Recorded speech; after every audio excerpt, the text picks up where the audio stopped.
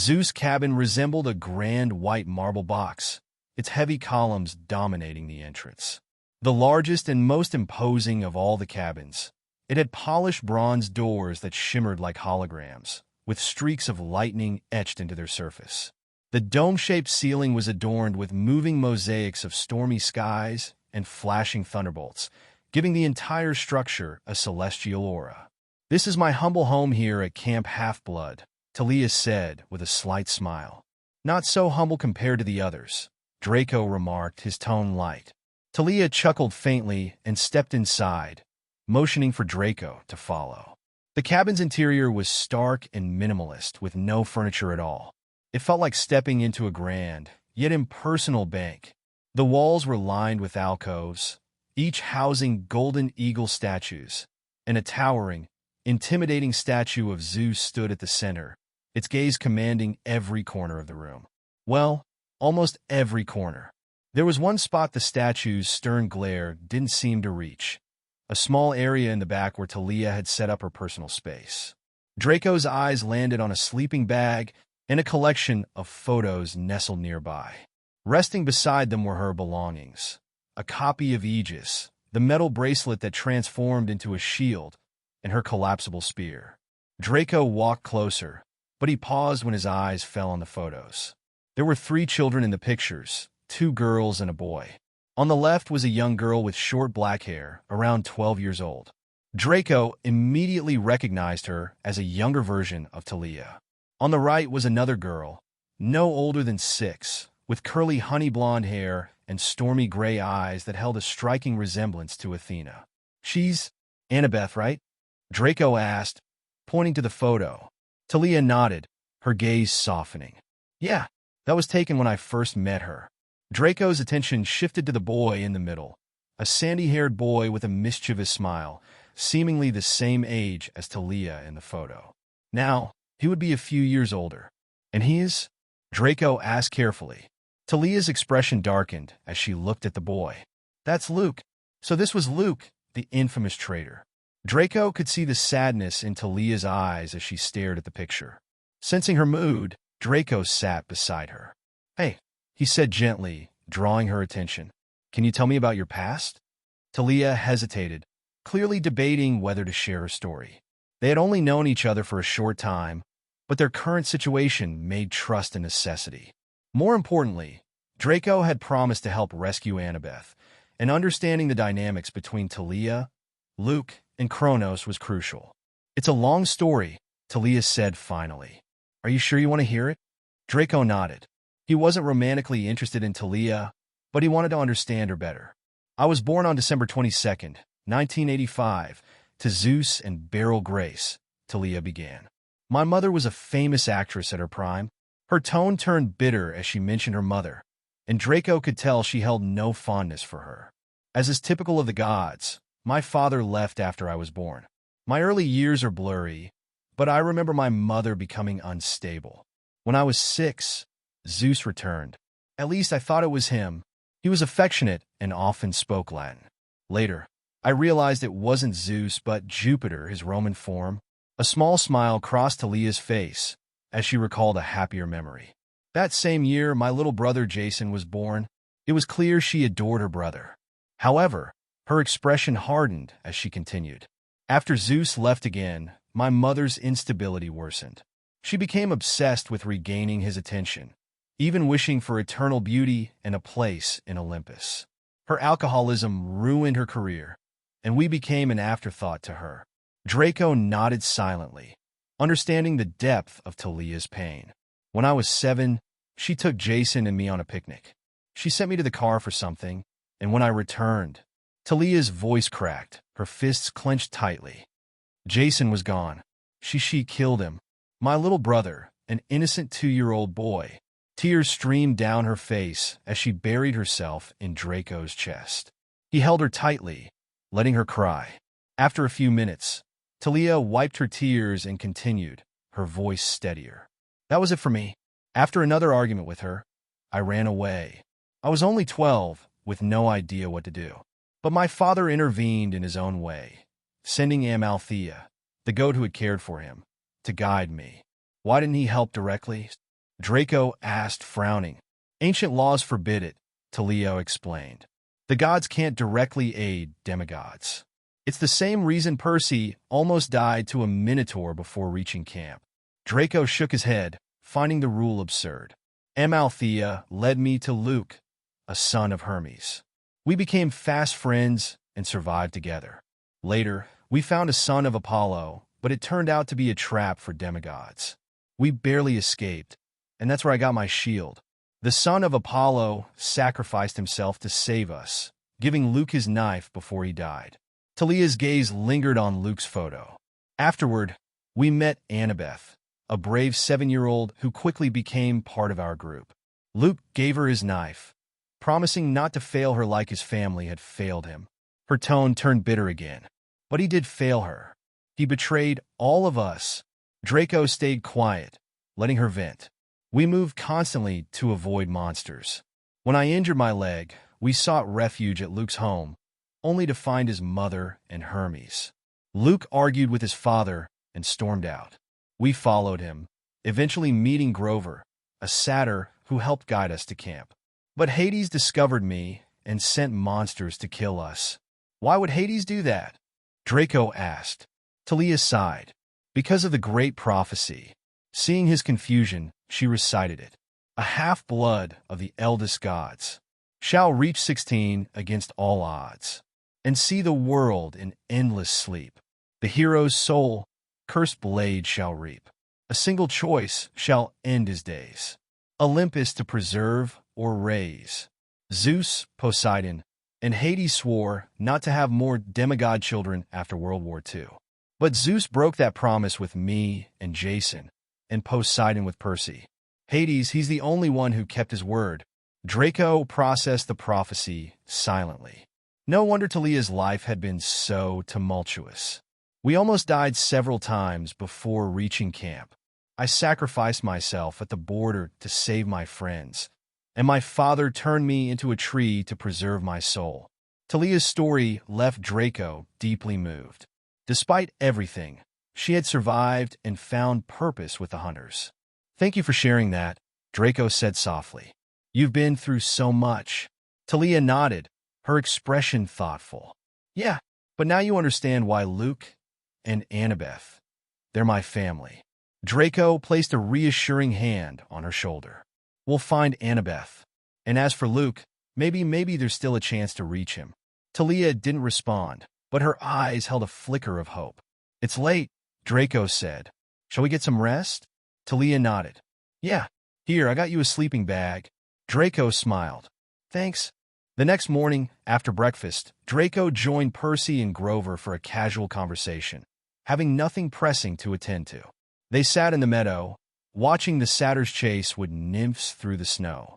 The nymphs, as always, teased the satyrs, promising kisses if caught, only to transform into snow-covered trees at the last moment. The satyrs, poor and persistent, inevitably slammed into the trees, snow cascading onto their heads.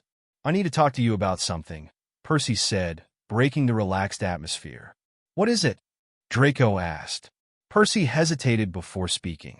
I saw Annabeth and Luke. He tricked her, and now she's trapped. Draco's brow furrowed. Trapped? How? It looked like a cave ceiling collapsed on her, Percy explained. Grover, absent-mindedly twirling his finger in his shaggy leg fur, chimed in, a cave ceiling collapsed on her? What does that even mean? I don't know, Percy admitted, frustrated. Grover's expression darkened. But after what Zoe dreamed.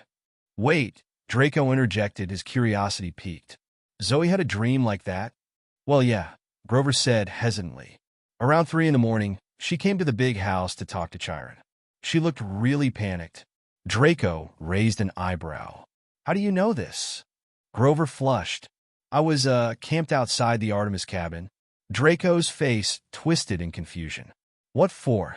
Just to be near them, Grover stammered. Draco shook his head. You're a stalker. A stalker with hooves? Percy smirked. Pretty much. I'm not. Grover protested.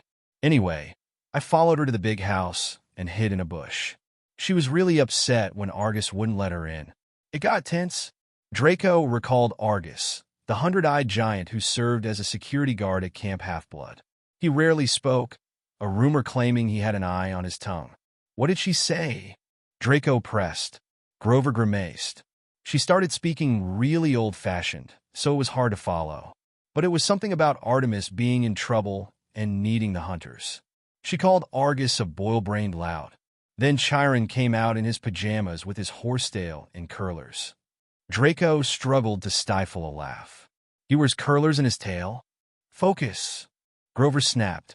Zoe said she needed permission to leave camp immediately, but Chiron refused. He reminded her that the hunters had to stay until Artemis gave them orders. That's when she said, "How are we to get orders from Artemis if Artemis is lost?" Draco's amusement evaporated. Lost? As in, she needs directions? No, Grover said gravely. I think she meant gone. Taken. Kidnapped? Percy looked baffled. Kidnapped? How would you even kidnap an immortal goddess? Is that possible? Grover shrugged helplessly. It happened to Persephone. She's the goddess of flowers, Percy countered. Springtime, Grover corrected, looking offended. Whatever. Artemis is way more powerful. Who could do that? And why? Draco tuned out their banter, his mind racing. Artemis was undeniably powerful, possibly ranking among the strongest beings in this world. Even against a superior opponent, her abilities should allow her to escape. For someone to kidnap her, it had to be a trap orchestrated by an exceptionally strong being or a coalition of powerful forces. The answer was obvious: Kronos and his army. But Kronos was still in the process of reviving. Who among his followers had the strength to pull this off? Percy, Draco said suddenly, your nightmare and Zoe's dream. They're connected. You both need to discuss them. Before Percy could respond, Grover's attention wandered to the satyrs and nymphs still frolicking nearby. One satyr charged a red-haired nymph, who turned into a Scotch pine just before he collided with her trunk. Grover sighed dreamily. I love. Percy shook his head. I've got to talk to Zoe. Before you do, Grover interjected, pulling a trifold brochure from his coat. Look at this. Percy took it, reading the front. A wise choice for your future. Inside were images of young maidens shooting arrows and hunting monsters.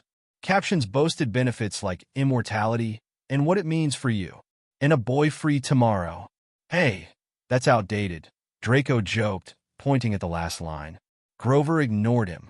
I found it in Annabeth's backpack. She might have been thinking about joining. Percy's face fell at the revelation. Later, Draco decided to explore the camp. He passed various training fields, stopping briefly to watch Percy in a javelin-throwing class. Finding it dull, he wandered on until he stumbled upon the Pegasus stables. Inside, two girls were arguing heatedly, one a hunter and the other a demigod. Draco recognized the hunter as one of the weaker members of Artemis's group, someone who openly disliked him. The other girl, with long black hair and striking blue eyes, was Silena Beauregard, leader of the Aphrodite cabin. Unlike her siblings, she exuded a calm and dignified charm. Hey, what's going on? Draco asked, stepping into the stable. Both girls turned. The hunter scowled, muttered a curse, and stormed out. Silena sighed, watching her go. Thanks, she said, her tone exasperated. That could have gotten ugly. Don't mention it. I was just passing by. Draco glanced at the winged horses.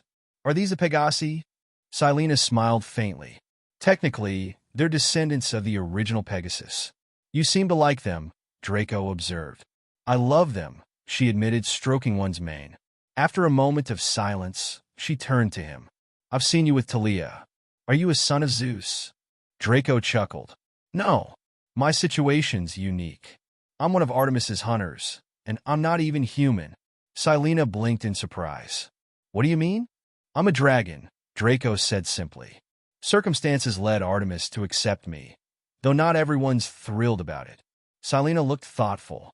Why were you arguing earlier? Draco asked. The hunters keep dismissing love as pointless, she said, annoyed. As Aphrodite's daughter, that's personal. Draco nodded. Dismissing love entirely is short-sighted. Even they must have felt it once. Silena stared at him, surprised.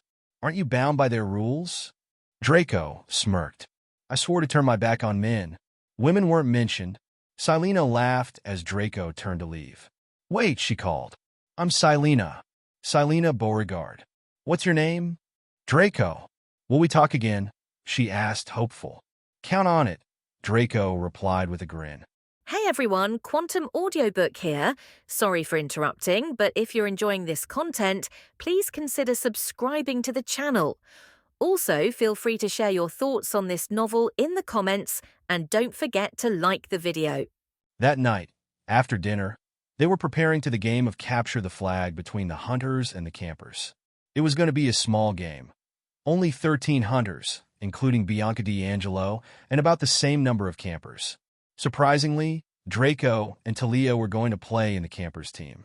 Zoe didn't want to let Draco play in the game, but they had an interesting conversation, and she finally let him in. We have to move back after the talk between Draco and Silena that afternoon. After talking to Silena, Draco left the stable and walked with no objective in mind. Down at the archery fields, Chiron was conducting target practice. Draco remembered that the centaur wanted to talk to him in private, and wondered when was going to be the best time for that. Obviously, right now wasn't the moment since he was teaching some of the demigods.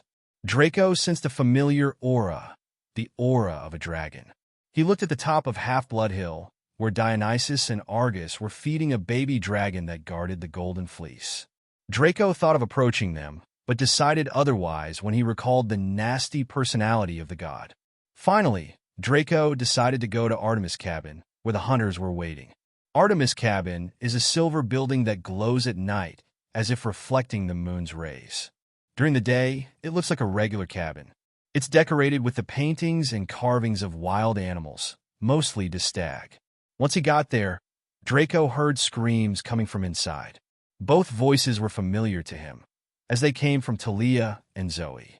They were discussing the game that night. I said you can't, Zoe shouted. If you do not let me fight with the other demigods, then this will not be considered a game, but a humiliation, Talia replied. And what if we humiliate them? It's their fault for being so weak. Draco put two and two together and understood what the main focus of the discussion was. Apparently, Talia understood the difference between the hunters and the demigods, so she had asked to play on the opposing team. Obviously, Zoe had refused. Are you so blinded by your anger at Chiron for not letting you look for Artemis that you want to humiliate some children? Don't you have any shame inside your body?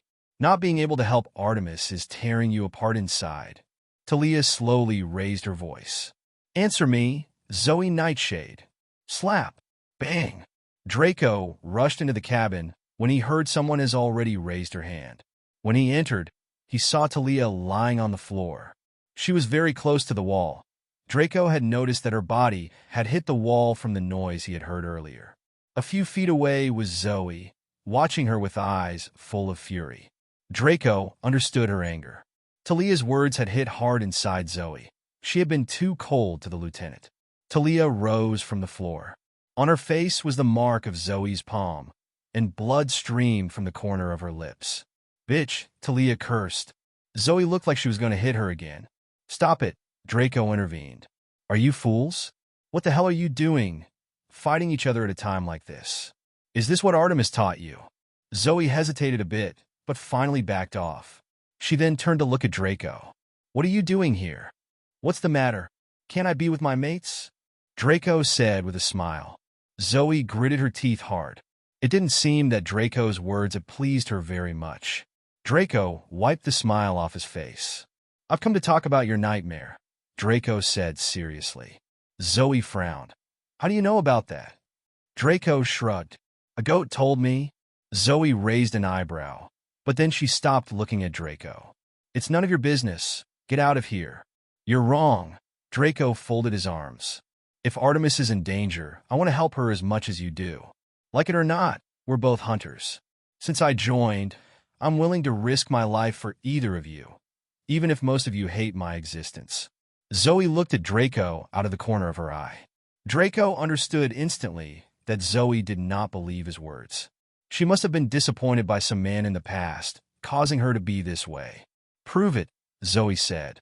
You and Talia will fight beside the demigods. If you beat us, then I will believe your words. What if we lose? Draco asked. It wasn't going to be that easy. Leave the hunters and never come near us again. Zoe seemed pretty sure of herself when she said this. A light smile appeared on Draco's face. I accept, but I'm putting in 2 new conditions. First, you have to tell me about your dream. The second, you have to obey one of my orders. Yes or yes. Zoe hesitated for a single moment, but she finally nodded. Swear it for the river Styx, Zoe said. Talia and the rest of the hunters were alarmed when they heard that. I swear on the river Styx that I'm going to leave the hunters if I lose in the capture the flag. Draco didn't doubt at any moment. Now is your turn.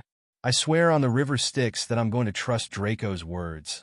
I will tell him about my dream, and I will obey one of his orders. They both took their oaths without hesitation. Now, there was no turning back. Draco and Talia left the cabin. There was no point in staying there any longer. What are you doing? Shouted Talia. Draco looked at her in confusion. What? It's just an oath. No, it's not just an oath. It's an oath on the river Styx. The greatest oath that can be taken. Even the greatest gods won't be spared if they break it. What were you thinking? What if I break the promise? Something worse than death. Then I just have to win? Returning to that night, Draco didn't think much of this promise. Just as Zoe did not doubt her victory, neither did Draco. He was 200% certain he could defeat the Slayer group with his strength alone. Besides, he had the help of Percy, Talia, and 10 other demigods. Zoe looked really upset right now. She kept glancing resentfully at Chiron, like she couldn't believe he was making her do this. The other hunters didn't look too happy either. Unlike last night, they weren't laughing or joking around. They just huddled together in the dining pavilion, whispering nervously to each other as they strapped on their armor. Some of them even looked like they'd been crying. It seemed Zoe had told them about her nightmare. On Draco's team, they had 3 Hephaestus guys, a few from Ares' cabin, the twin brothers and Nico from Hermes' cabin, and a few Aphrodite kids. It was weird that the Aphrodite cabin wanted to play. Talia explained to Draco that they usually sat on the sidelines, chats, and checked their reflections in the river and stuff. Still, when they heard we were fighting the hunter, they were raring to go. And their leader wasn't other than that girl. I'll show them love is worthless, Silena Beauregard grumbled as she strapped on her armor. I'll pulverize them. That left Percy, Talia, and Draco. I'll take the offense, Talia volunteered. You take defense? Oh, Percy was hesitating. Don't you think with your shield and all, you'd be a better defense? Talia already had the fake Aegis on her arm, and even their own teammates were giving her a wide berth, trying not to cower before the bronze head of Medusa. Well, I thought it would make better offense, Talia said. Besides, you've had more practice at defense. Percy wasn't sure if Talia was teasing him. He'd had some pretty bad experiences with the defense on Capture the Flag. In his first year, Annabeth had put him out as a bait, and he'd almost been gored to death with spears and killed by a hellhound. Yeah, no problem, he lied. Wait, Draco, stop both them. Why don't you go both on the offense? I can pretty much handle the defense alone. Oh, I thought that you can help me on the offense, Talia said. But that is cool too. Percy nodded with his head, smiling with gratitude. Talia turned to help some of the Aphrodite kids, who were having trouble suiting up their armor without breaking their nails. Draco noted a little kid running towards him with a big grin on his face. Draco, this is awesome. His blue feathered bronze helmet was falling in his eyes, and his breastplate was about 6 sizes too big. Draco wondered if there was any way in which he looked more ridiculous. By the way, Draco was still wearing the same outfit that he was using when he left home. He had obviously washed it, so there was no problem with it. Nico lifted his sword with effort. Do we get to kill the other team? Well, no. But the hunters are immortal, right? That's only if they don't fall in battle. Besides, it would be awesome if we just resurrected as soon as we were killed so we could keep fighting and... Nico, this is serious. Real swords. These can hurt. He stared at Draco, a little disappointed, and he realized that he just sounded like a mother. Draco patted Nico on the shoulder. Hey, look at me later. I will show you something amazing. And remember, stay out of Zoe's way. Chiron's hoof thundered on the pavilion floor. "Heroes," he called. "You know the rules. The creek is the boundary line. Blue team, Camp Half-Blood, shall take the West Woods. Hunters of Artemis, red team, shall take the East Woods. I will serve as the referee and the battlefield medic. No intentional maiming, please. All magic items are allowed. To your positions." "Sweet," Nico whispered next to Draco. "What kind of magic items? Do I get one?" Draco was starting to lose patience when Talia said, "Blue team, follow me." In his insides, Draco was talking to Nico. "Hey, Nico, I don't want my kids to be as annoying as you are." At least, he had some conscience and didn't say that on his face. They set their flag at the top of Zeus's fist. It's this cluster of boulders in the middle of the West Woods that, if you look at it just the right way, look like a colossal fist sticking out of the ground. If you look at it from any other side, it looks like a pile of enormous deer droppings. Still, Chiron wouldn't let the campers call the place the poop pile, especially after it had been named for Zeus, who doesn't seem to have much of a sense of humor. Anyway, it was an excellent place to set the flag. The top boulder was 20 feet tall and really hard to climb, so the flag was clearly visible like the rules said it had to be, and it didn't matter that the guards weren't allowed to stand within 10 yards of it.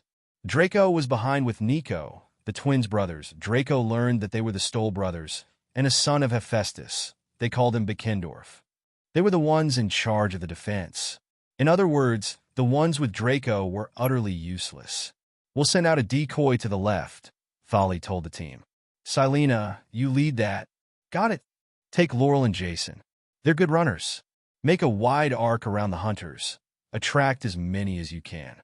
I'll be taking the main raiding party around to the right and catch them by surprise." Everybody nodded. It sounded good, and Talia said it with such confidence you couldn't help but believe it would work. Talia looked at the Percy. They were both the captains of the team. "Anything to add, Percy?" Yeah. Keep sharp on defense. We got 5 guards, 2 scouts. That's not much for a big forest. I'll be going with Talia, but I will be a little bit behind. Yell if you need help, Dash, and don't leave your post." Talia said. "Unless you see a golden opportunity," Percy added. Talia scowled. "Just don't leave your post, right? Unless..." "Percy." Draco saw with his own eyes a few sparks on Talia's arm when she touched Percy's. That seemed to hurt since Percy keep quiet. "That's what you got for angering Zeus' daughter, boy." "Sorry," Talia said, though she didn't sound particularly sorry. "Now, is everybody clear?" Everybody nodded. They broke into smaller groups. The horn sounded, and the game began. Silena's group disappeared into the woods on the left. Talia's group gave it a few seconds, then darted off toward the right. Draco waited for something to happen. He climbed Zeus' fist and had a good view of the forest. He remembered how the hunters had stormed out of the woods when they fought the Manticore, so he was prepared for something like that. One huge charge that could overwhelm them. But nothing happened. He summoned Gondiva, waiting to attack any hunter on sight. He caught a glimpse of Silena and her 2 scouts. They ran through a clearing, followed by 5 of the hunters, leading them deep into the woods and away from Talia. The plan seemed to be working. Then, he spotted another clump of hunters heading to the right, bows ready. They must have spotted Talia. "What's happening?" Nico demanded. "Try to climb up next to Draco." Draco helped Nico to climb, and he looked towards the hunters that were going to Talia and Percy. They were far from Draco, but he knew that he could shot some good arrows there. "Hey, Nico, remember what have I told you before?" Nico's eyes lit up. "Are you showing me something amazing?" "Yeah," Draco nodded. Draco created a magic arrow, to Nico's amazement.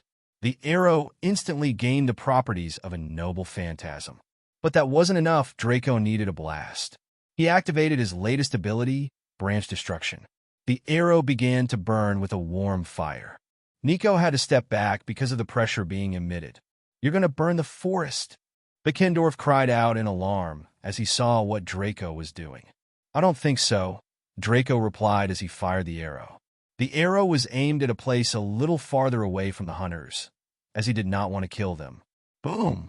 A large explosion occurred on the right side of the forest. The slayers following Talia fell in a daze, but none had suffered more than a few minor injuries. It took a little less than a minute for them to come to their senses and continue running. Just enough time for Talia's group to continue without trouble. "You're crazy!" Hephaestus' son screamed again. "You idiot! I'm the one loved by nature. Neither nature can harm me, nor can I harm nature." Draco didn't even deign to look at him. "Look," Draco pointed at the fire. To everyone's surprise, except Draco, the fire was disappearing. The flames, unable to spread, were rapidly disappearing. Vikindorf lowered his head in shame. "Sorry, I misunderstood you. Don't worry, I would have done it too if I were in your place." Draco looked on the distance. Percy had separated from the group and went to the flag alone. Soon he couldn't see him anymore because of the trees. "Hey, Forrest, can you help me with this one?" "Who are you talking to?" Nico asked. "Hi, friend, of course."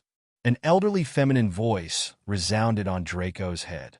Draco looked at Nico. "The Forest, she is our 14th member." Nico looked astounded, but Draco ignored him. "The hunters are going to appear soon, aren't they?" "Where are they?" Draco asked. "Well, there are 5 with those guys running. One of them is the bait for your team on their flag, while the other 5 are waiting to ambush Poseidon's son. The last 2 are running towards you right now.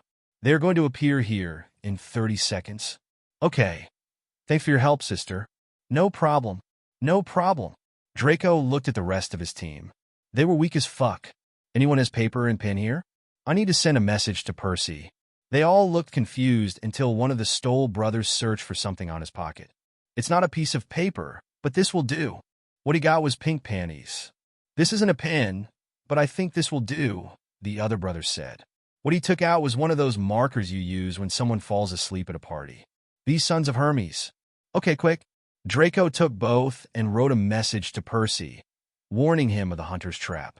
With another magic arrow, and after asking the Forest for exact coordinates, Draco shot the arrow right at Percy's feet. Percy was so surprised he almost peed himself, but that's something for another day. "By the way, whose panties are those?" Draco asked out of curiosity. "From one of the hunters." Draco prayed that no one would discover Percy with those panties in his hands.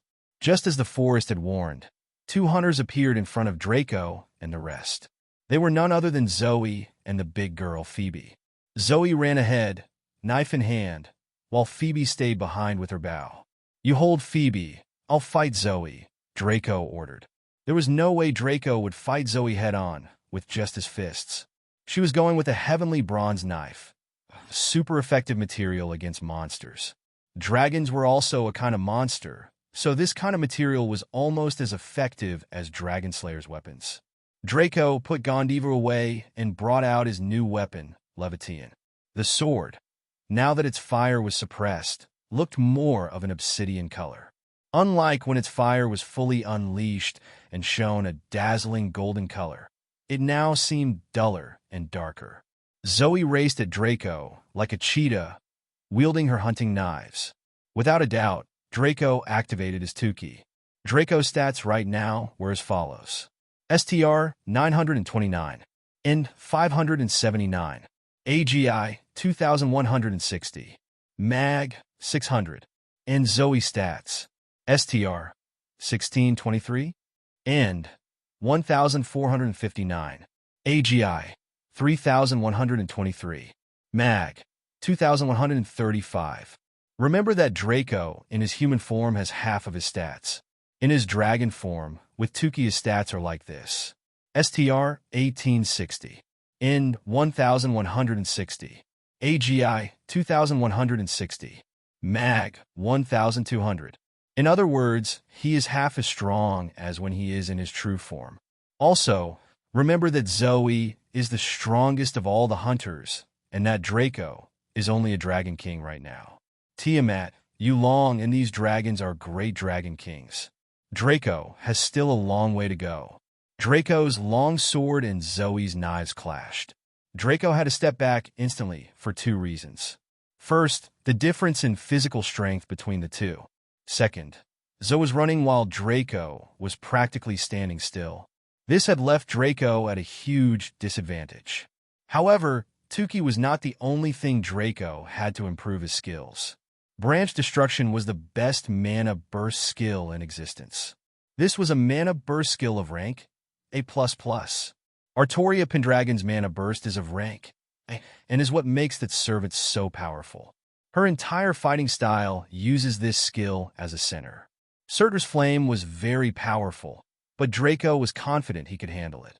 Without thinking of the consequences, he let the flame circulate through his body. Pain at the level of when he was evolving ran through Draco's body. Even with all his resistance, the pain was still significant. Draco grimaced, but Zoe believed it was due to her superiority. She continued to attack, and Draco continued to retreat. Draco took advantage of these moments to get used to the pain in combat. "Surrender, you don't stand a chance." "Ha ha ha." Draco laughed like a madman. The fire that coursed through his veins was thrilling him. Little by little, the fire was settling inside him, and Draco felt the pain disappear. No, the pain was not gone. It was Draco, who had grown accustomed to it. Draco was not aware of it, but several notifications were appearing in the system at this very moment. Step by step, his fire resistance skill was upgrading. Level of resistance skill, fire resistance, was increased from 4 to 5. Level of resistance skill, fire resistance, was increased from 5 to 6. Level of resistance skill, fire resistance, was increased from 6 to 7. Level of resistance skill, fire resistance, was increased from 7 to 8. Zoe gritted her teeth and continued to attack hard as she saw that Draco was not giving up. On the other hand, Phoebe was slowly breaking down the resistance. The Stoll brothers had several arrows in their helmets, and Nico was bravely trying not to die. At least Hephaestus' son seemed to be barely defending himself. Level of resistance skill, fire resistance, was increased from 8 to 9. Level of resistance skill, fire resistance, was increased from 9 to 10. Fire resistance has reached max level. Fire resistance had reached level 10.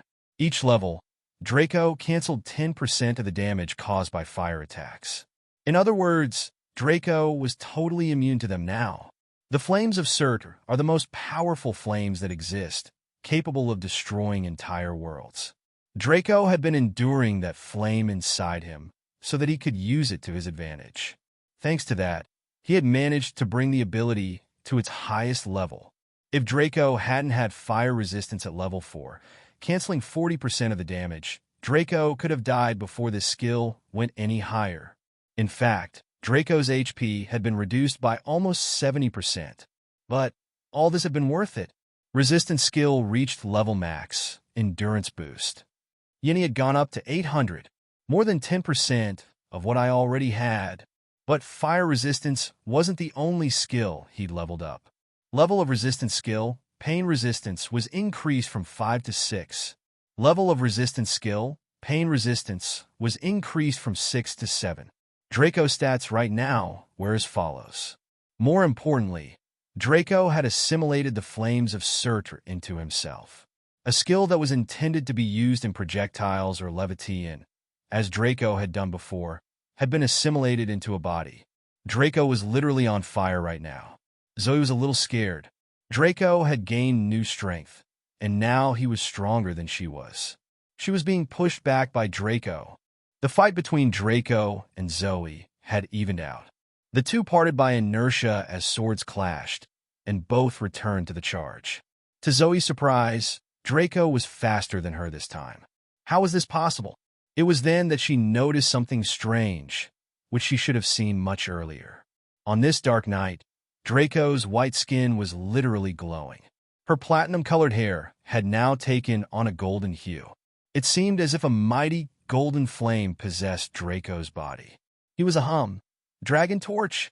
The sword in Draco's hands, Leviathan, was gaining a golden color similar to Draco's.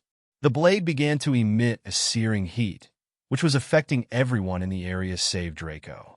Draco was pushing the boundaries of Leviathan. Zoe was sweating from the heat and from the intensity of the fight. Now that the fight was more evenly matched, Zoe realized that not only was Draco faster than her, but his skills were superior to hers. His skill with the blade was exquisite, as if he were an ancient swordsman who had trained for centuries. There was no way she could defeat him. She stepped back quickly to draw the bow. If she could not defeat him at close range, then she would do so from afar. She quickly ran into the woods, trying to win on the ground. She realized instantly, however, that she had made a terrible mistake. Draco's goal had never been to defeat her. He only had to defend the flag. "Phoebe, look out!" Zoe shouted when she realized. But it was too late. Draco ran to help his teammates, and it wasn't long before he knocked Phoebe out. He returned to the top of the mountain to look at Zoe. He muttered a word. Zoe read his lips perfectly. "Come." It was a brazen invitation full of arrogance, but he could do it because he had all the advantage. Zoe tried to shoot some arrows, but Draco easily deflected them with his sword. It was obvious that the sword was not made of celestial bronze, but it was far more terrifying than one made out of it. Zoe started to run towards the flag at full speed, but Camp Half-Blood wins, Chiron announced with pleasure. He shouted with joy, "We've broken the streak of 56 consecutive defeats." Percy was there, in their half of the territory, with the flag of the enemy team. "We've won," he shouted without believing it yet. The Hunters had a run of 56 consecutive victories, and they had all been crushing victories. Now they had managed to win. "We've won!" The cries of Talia and Silena, who had come running, were heard with joy. "Draco, you're amazing!" Nico approached with glowing eyes. I only did what was in my hands." Draco disabled all the skills he was using, and suddenly he felt much more tired. Suddenly, Zoe got up and approached Draco with fury on her face. "What tricks you used?" She grabbed him by his shirt. "Relax, baby. I didn't use any tricks," Draco said. Even though Zoe was so aggressive, Draco was still smiling. Just as he thought, he had won. "There's no way you're stronger than me. Tell me, old woman, you won't accept defeat. You're an embarrassment to the Hunters," Talia said as she approached. Zoe gritted her teeth as she released Draco. "No, I accept my defeat," she said before she interrupted herself by seeing something walk by in the distance. Something was approaching. It was shrouded in a murky green mist, but as it got closer, the campers and Hunters gasped. "This is impossible," Chiron said. He sounded so nervous. She has never left the attic. Never. And yet, the withered mummy that held the oracle shuffled forward until she stood in the center of the group. Mist curled around their feet, turning the snow a sickly shade of green. https://reardon.fandom.com/wiki/oracle_of_Delphi if you want to know more about the oracle. None of them dared to move, not even Draco. He felt like this old mummy was something important, something to respect. Then, her voice hissed in everyone's head. "I am the spirit of Delphi," the voice said, "speaker of the prophecies of Phoebus Apollos, slayer of the mighty Python." The oracle regarded Draco with its cold, dead eyes. Then, she turned unmistakably towards Zoe Nightshade. "Approach, seeker, and ask." Zoe swallowed. "What must I do to help my goddess?" The oracle's mouth opened, and green mist poured out. Draco saw the vague image of a mountain and a girl standing at the barren peak. It was Artemis, but she was wrapped in chains, fettered to the rocks. She was kneeling, her hands raised as if to fend off an attacker, and it looked like she was in pain. The oracle spoke. "Six shall go west to the goddess in chains. A forgotten giant must be lost in the land without rain. The bane of Olympus shows the trail. Campers and Hunters combined prevail. The Titan's curse must one withstand. A dragon shall die at a dragon's hand. One shall perish by a parent's hand, and one will be ordered against will." Then, as they were watching, the mist swirled and retreated like a great green serpent into the mummy's mouth. The oracle sat down on a rock and became as still as she'd been in the attic, as if she might sit by this creek for 100 years. The least the oracle could have done was walk back to the attic by herself. Instead, Grover and Percy were elected to carry her. After a few minutes of confusion, Dionysus called a council of cabin leaders to discuss the prophecy. Since Draco was directly related to the prophecy, or they had come to that conclusion, he was also there. The council was held around a ping-pong table in the rec room. Dionysus waved his hand and supplied snacks. Cheese whiz, crackers, and several bottles of red wine. Then, Chiron reminded him that wine was against his restrictions, and most of them were underage. Mr. D sighed. With a snap of his fingers, the wine turned to Diet Coke. Nobody drank that either.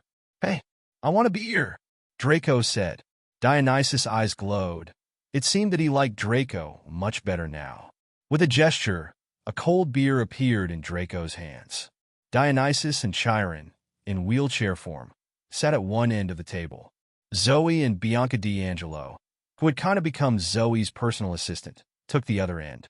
Talia, Grover, Percy, and Draco sat along the right, and the other head counselors, Beckendorf, Silena Beauregard, and the Stoll brothers, sat on the left.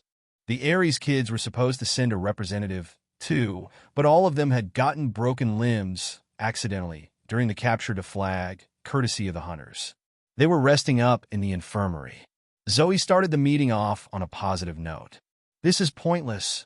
Cheese whiz," Grover gasped. He began scooping up crackers and ping-pong balls and spraying them with topping. "There is no time for talk," Zoe continued. "Our goddess needs us. The hunters must leave immediately." "And go where?" Chiron asked.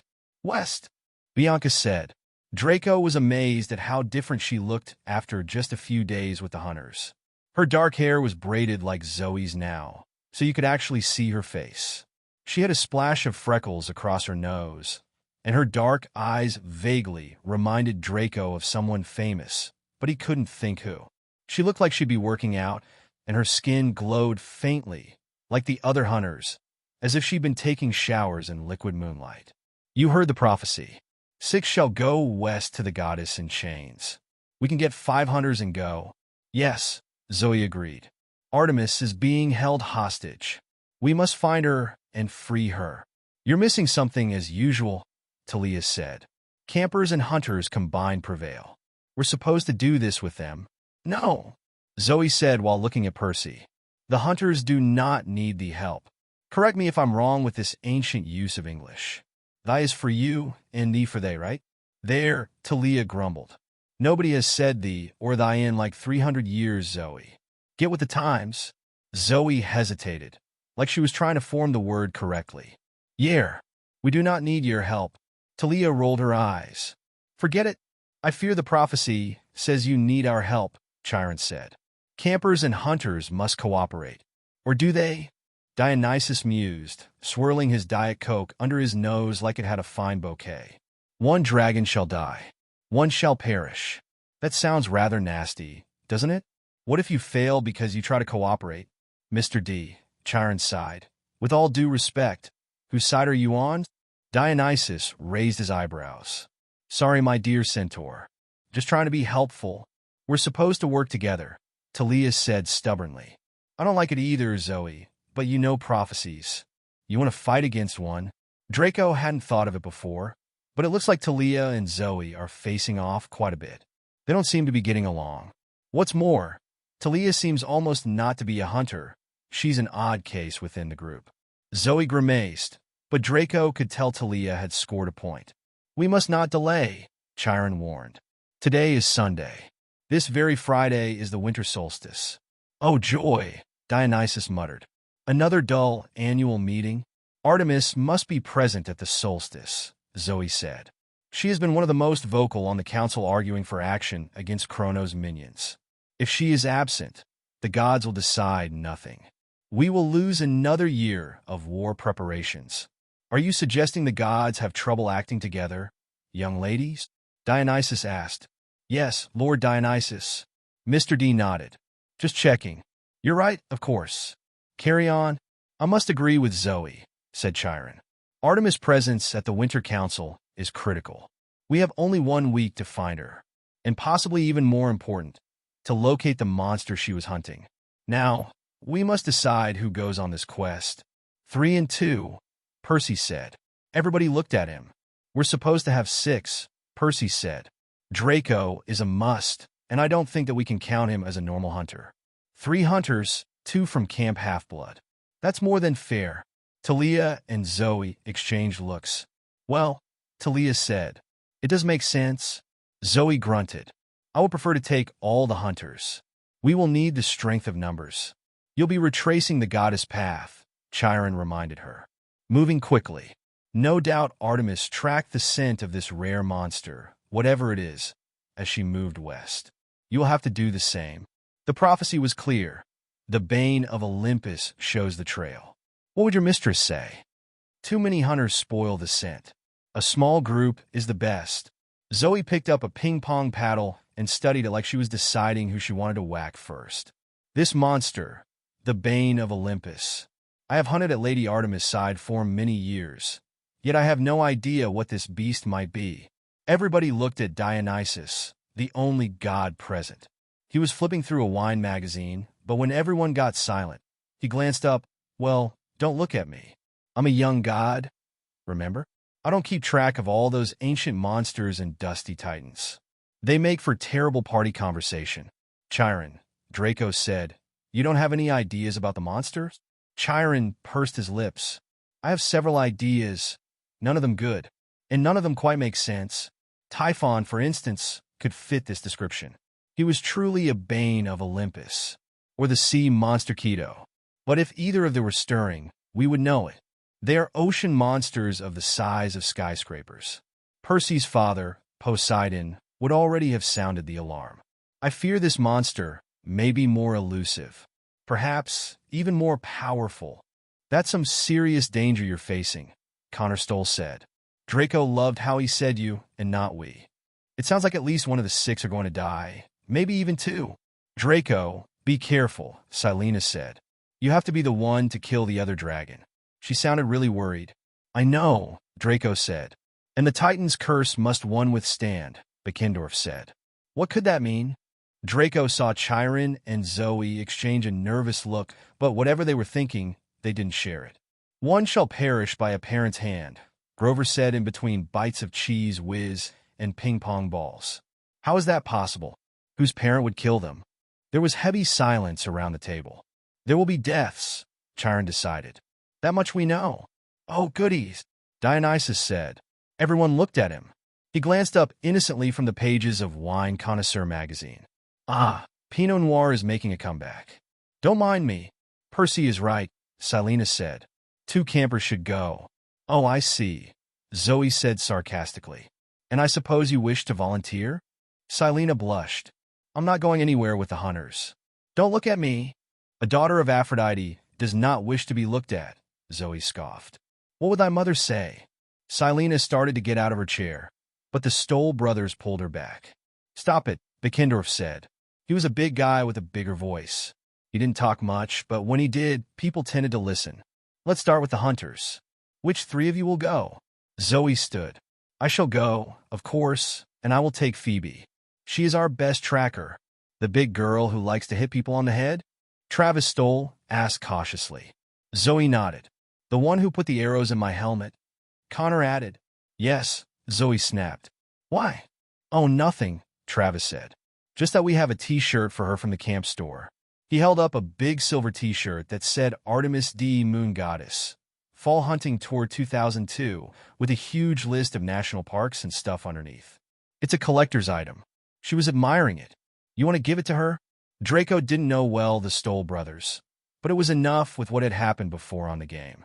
They were up to something, Draco was sure of that. But Zoe didn't realize anything, and Draco wasn't going to help her. She just sighed and took the t-shirt. As I was saying, I will take Phoebe, and I wish Bianca to go. Bianca looked stunned. Me? But I'm so new. I wouldn't be any good. You will do fine, Zoe insisted. There is no better way to prove thyself. Hey, what about Talia? Draco asked. It was so strange. Zoe didn't even mention her.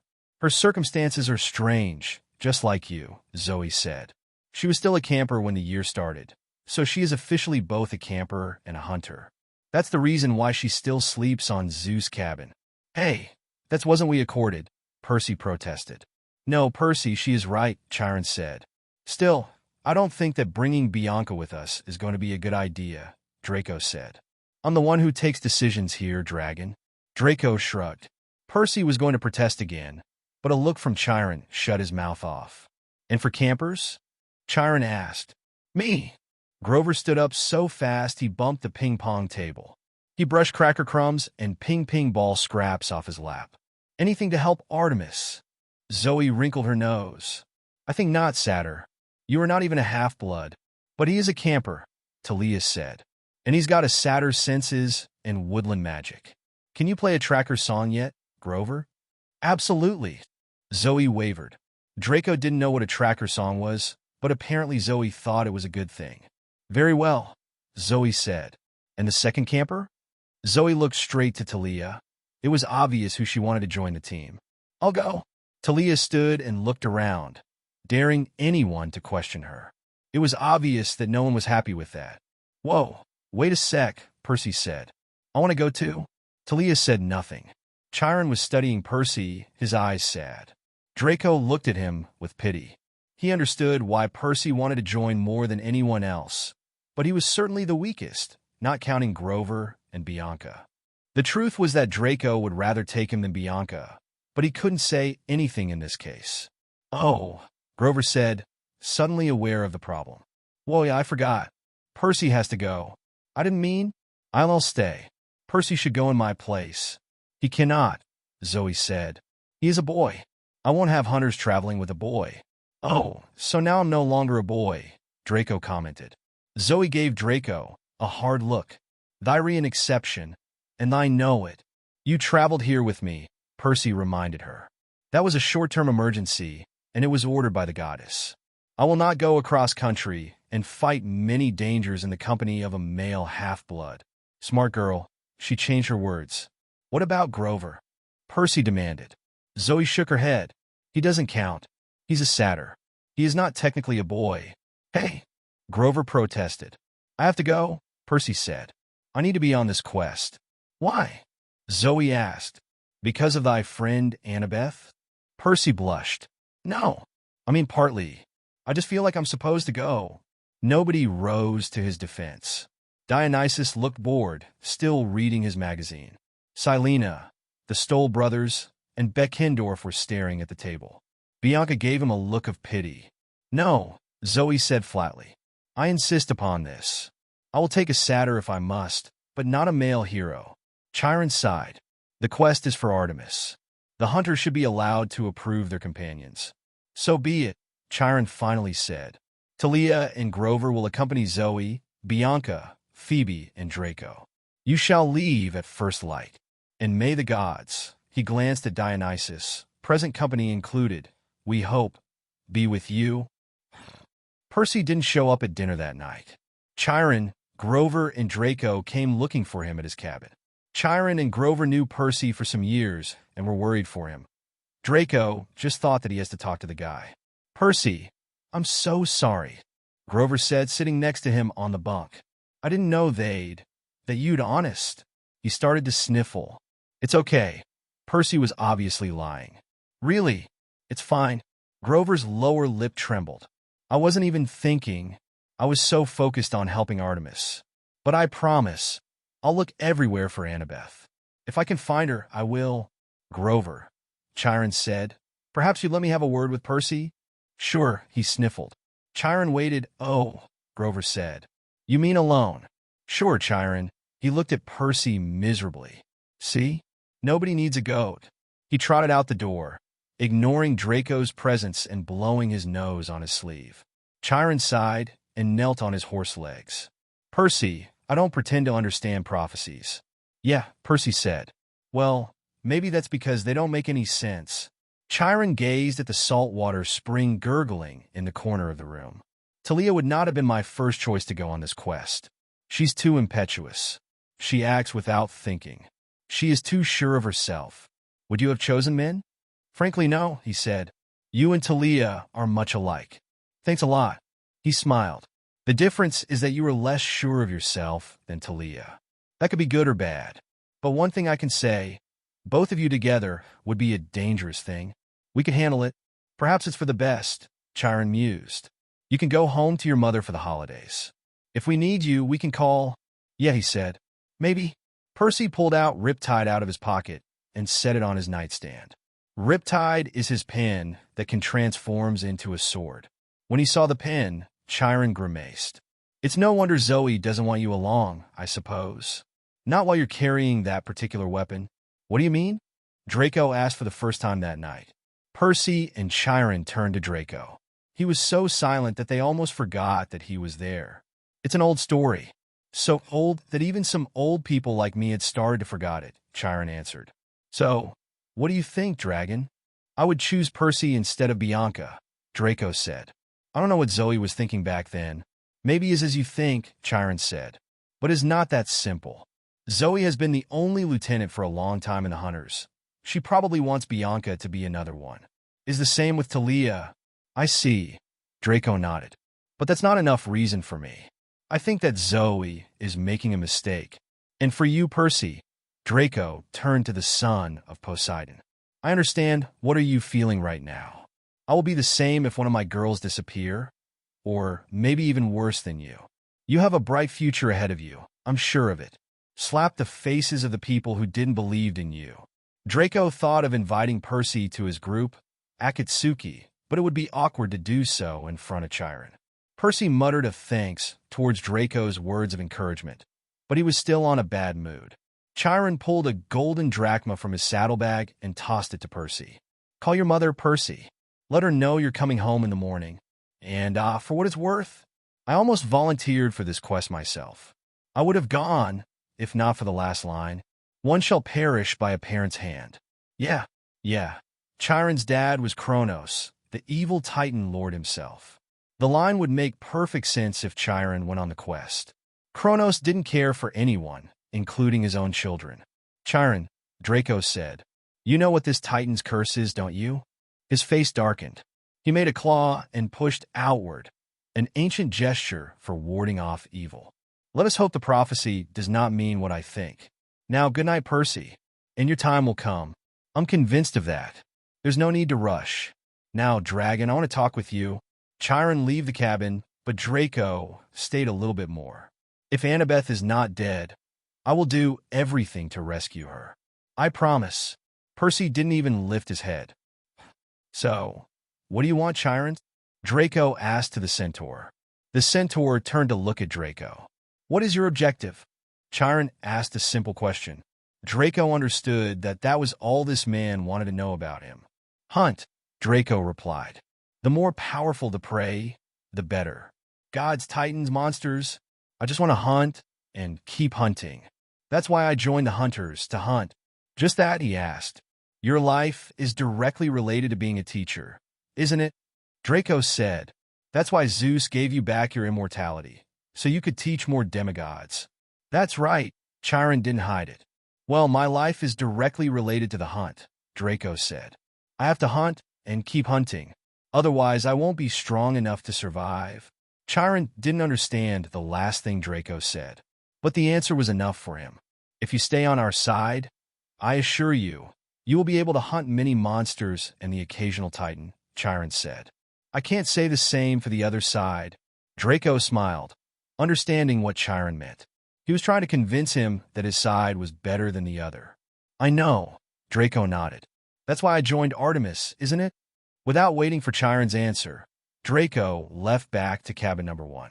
I don't remember falling asleep, but I remember the dream. I was back in that barren cave, the ceiling heavy and low above me. Annabeth was kneeling under the weight of a dark mass that looked like a pile of boulders. She was too tired even to cry out. Her legs trembled. Any second, I knew she would run out of strength and the cavern ceiling would collapse on top of her. How is our mortal guest? A male voice boomed. It wasn't Kronos. Kronos's voice was raspy and metallic, like a knife scraped across stone. I'd heard it taunting me many times before in my dreams. But this voice was deeper and lower, like a bass guitar. Its force made the ground vibrate. Luke emerged from the shadows. He ran to Annabeth, knelt beside her, then looked back at the unseen man. She's fading. We must hurry. The hypocrite. Like he really cared what happened to her. The deep voice chuckled. It belonged to someone in the shadows, at the edge of my dream. Then a meaty hand thrust someone forward into the light. Artemis. Her hands and feet bound in celestial bronze chains. I gasped. Her silvery dress was torn and tattered. Her face and arms were cut in several places, and she was bleeding ichor, the golden blood of the gods. You heard the boy, said the man in the shadows. Decide. Artemis's eyes flashed with anger. I didn't know why she just didn't will the chains to burst or make herself disappear, but she didn't seem able to. Maybe the chains prevented her, or some magic about this dark, horrible place. The goddess looked at Annabeth, and her expression changed to concern and outrage. How dare you torture a maiden like this? She will die soon, Luke said. You can save her. Annabeth made a weak sound of protest. My heart felt like it was being twisted into a knot. I wanted to run to her, but I couldn't move. Free my hands, Artemis said. Luke brought out his sword, Backbiter. With one expert strike, he broke the goddess's handcuffs. Artemis ran to Annabeth and took the burden from her shoulders. Annabeth collapsed on the ground and lay there shivering. Artemis staggered, trying to support the weight of the black rocks. The man in the shadows chuckled. You are as predictable as you were easy to beat, Artemis. You surprised me, the goddess said, straining under her burden. It will not happen again. Indeed it will not, the man said. Now you are out of the way for good. I knew you could not resist helping a young maiden. That is, after all, your specialty, my dear. Artemis groaned. You know nothing of mercy, you swine. On that, the man said, we can agree. Luke, you may kill the girl now. No, Artemis shouted. Luke hesitated. She may yet be useful, sir. Further bait. Bah! You truly believe that? Yes, General. They will come for her. I'm sure. The man considered. Then the Dracini can guard her here. Assuming she does not die from her injuries, you may keep her alive until winter solstice. After that, if our sacrifice goes as planned, her life will be meaningless. The lives of all mortals will be meaningless. Luke gathered up Annabeth's listless body and carried her away from the goddess. You will never find the monster you seek, Artemis said. Your plan will fail. How little you know, my young goddess, the man in the shadows said. Even now, your darling attendants begin their quest to find you. They shall play directly into my hands. Now, if you'll excuse us, we have a long journey to make. We must greet your hunters and make sure their quest is challenging. The man's laughter echoed in the darkness, shaking the ground until it seemed the whole cavern's ceiling would collapse. I woke with a start. I was sure I'd heard a loud banging. I looked around the cabin. It was dark outside. The salt spring still gurgled. No other sounds but the hoot of an owl in the woods and the distant surf on the beach. In the moonlight, on my nightstand was Annabeth's New York Yankees cap. I stared at it for a second, and then, bang, bang. Someone, or something, was pounding on my door. I grabbed Riptide and got out of bed. Hello, I called. Thump. Thumped out I crept to the door. I uncapped the blade, flung open the door, and found myself face to face with a black Pegasus. Whoa, boss. Its voice spoke in my mind as it clopped away from the sword blade. I don't want to be a horse kebab. Its black wings spread in alarm, and the wind buffeted me back a step. Blackjack, I said, relieved but a little irritated. It's the middle of the night. Blackjack huffed. Ain't either, boss. It's 5 in the morning. What you still sleeping for? How many times have I told you? Don't call me boss. Whatever you say, boss. You're the man. You're my number one. I rubbed the sleep out of my eyes and tried not to let the Pegasus read my thoughts. That's the problem with being Poseidon's son.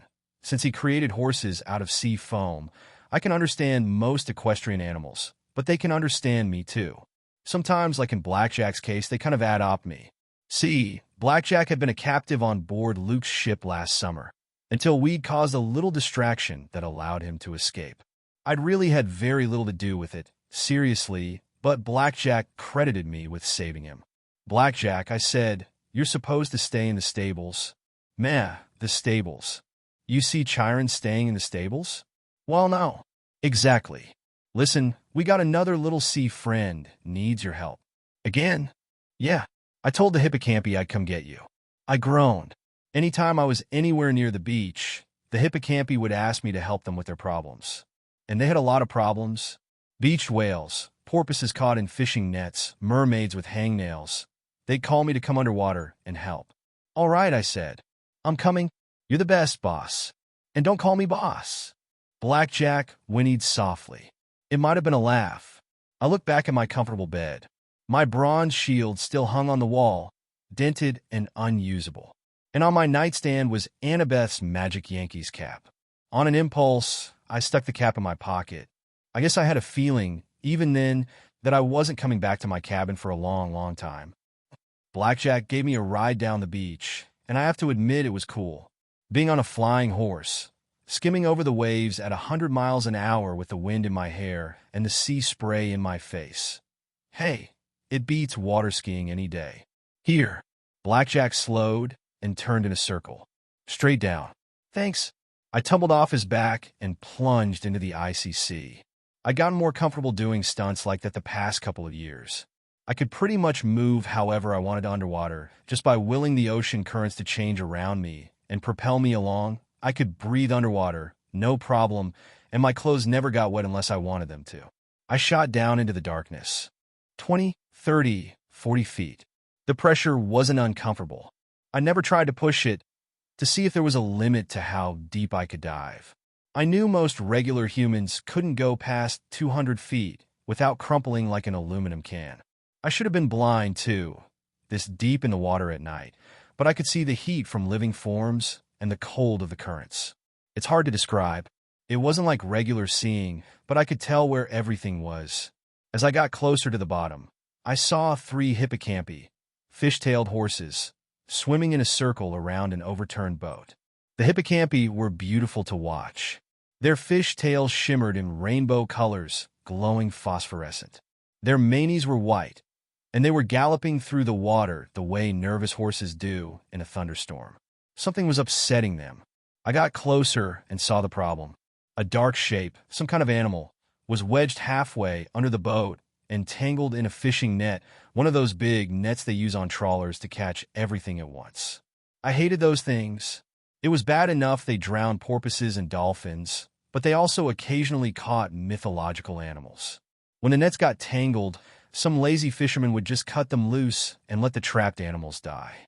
Apparently, this poor creature had been mucking around on the bottom of Long Island Sound and had somehow gotten itself tangled in the net of this sunken fishing boat. It had tried to get out and managed to get even more hopelessly stuck, shifting the boat in the process. Now the wreckage of the hull, which was resting against a big rock, was teetering and threatening to collapse on top of the tangled animal. The hippocampi were swimming around frantically, wanting to help, but not sure how. One was trying to chew the net, but hippocampi teeth just aren't meant for cutting rope. Hippocampi are really strong, but they don't have hands and they're not all that smart. Free it, Lord, a hippocampus said when it saw me. The others joined in, asking the same thing. I swam in for a closer look at the tangled creature. At first I thought it was a young hippocampus. I'd rescued several of them before. But then I heard a strange sound, something that did not belong underwater. Moo! I got next to the thing and saw that it was a cow.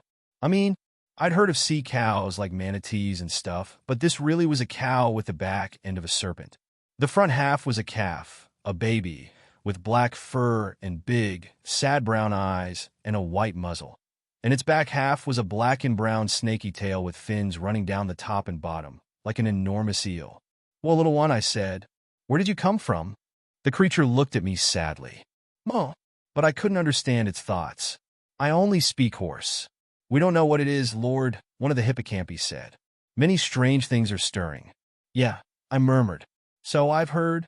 I uncapped Riptide, and the sword grew to full length in my hands.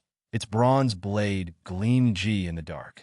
The cow serpent freaked out and started struggling against the net, its eyes full of terror. Whoa, I said. I'm not going to hurt you. Just let me cut the net. But the cow serpent thrashed around and got even more tangled. The boat started to tilt, stirring up the muck on the sea bottom and threatening to topple onto the cow serpent. The hippocampi whinnied in a panic and thrashed in the water, which didn't help. Okay, I said.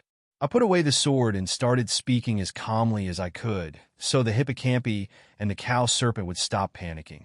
I didn't know if it was possible to get stampeded underwater, but I didn't really want to find out. It's cool. No sword. See? No sword. Calm thoughts. Seagrass. Mama cows. Vegetarianism. I doubted the cow serpent understood what I was saying, but it responded to the tone of my voice. The hippocampi were still skittish, but they stopped swirling around me quite so fast. "Free it, Lord," they pleaded. "Yeah," I said. "I got that part." I'm thinking, but how could I free the cow serpent when she— I decided it was probably a she— panicked at the sight of a blade. It was like she'd seen swords before and knew how dangerous they were. "All right," I told the hippocampi. "I need all of you to push exactly the way I tell you." First we started with the boat. It wasn't easy, but with the strength of 3 horsepower, we managed to shift the wreckage so it was no longer threatening to collapse on the baby cow serpent. Then I went to work on the net, untangling it section by section, getting lead weights and fishing hooks straightened out, yanking out knots around the cow serpent's hooves. It took forever. I mean, it was worse than the time I'd had to untangle all my video game controller wires. The whole time I kept talking to the cowfish, telling her everything was okay while she mooed and moaned. "It's okay, Bessie," I said. Don't ask me why I started calling her that. It just seemed like a good cow name. Good cow. Nice cow. Finally, the net came off, and the cow serpent zipped through the water and did a happy somersault. The hippocampi whinnied with joy. "Thank you, Lord." "Mo." The cow serpent nuzzled me and gave me the big brown eyes. "Yeah," I said. "That's okay. Nice cow. Well, stay out of trouble." Which reminded me, I'd been underwater how long? An hour, at least. I had to get back to my cabin before Argus or the Harpies discovered I was breaking curfew. I shot to the surface and broke through. Immediately, Blackjack zoomed down and let me catch hold of his neck. He lifted me into the air and took me back toward the shore. "Success, boss?" "Yeah, we rescued a baby. Something or other. Took forever.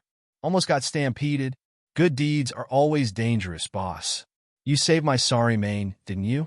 I couldn't help thinking about my dream, with Annabeth crumpled and lifeless in Luke's arms. Here I was rescuing baby monsters, but I couldn't save my friend. Draco woke up in the middle of the night when he felt 2 presences leave the cabin next door. One of them was Percy's, and the second was someone unknown. It appeared to be a Pegasi, but it was different from the ones he had seen in the stable. Soon they were gone, and Draco had no desire to pursue him. However, he could no longer sleep. He got up, careful not to wake Talia, and left the cabin. No one left the cabins at night, and Draco didn't know why. That's why he was so surprised when he noticed several presences inside the dining pavilion. Approaching this one, he saw Nico hiding behind a column. It wasn't even dawn, nowhere near time for breakfast. What was he doing up there? Draco was coming up the steps behind Nico. He didn't see him at all, since he was using stealth. He was behind a column, peeking around the corner, all his attention focused on the dining area. Draco didn't waste much time to find what he was doing. He was spying on the hunters.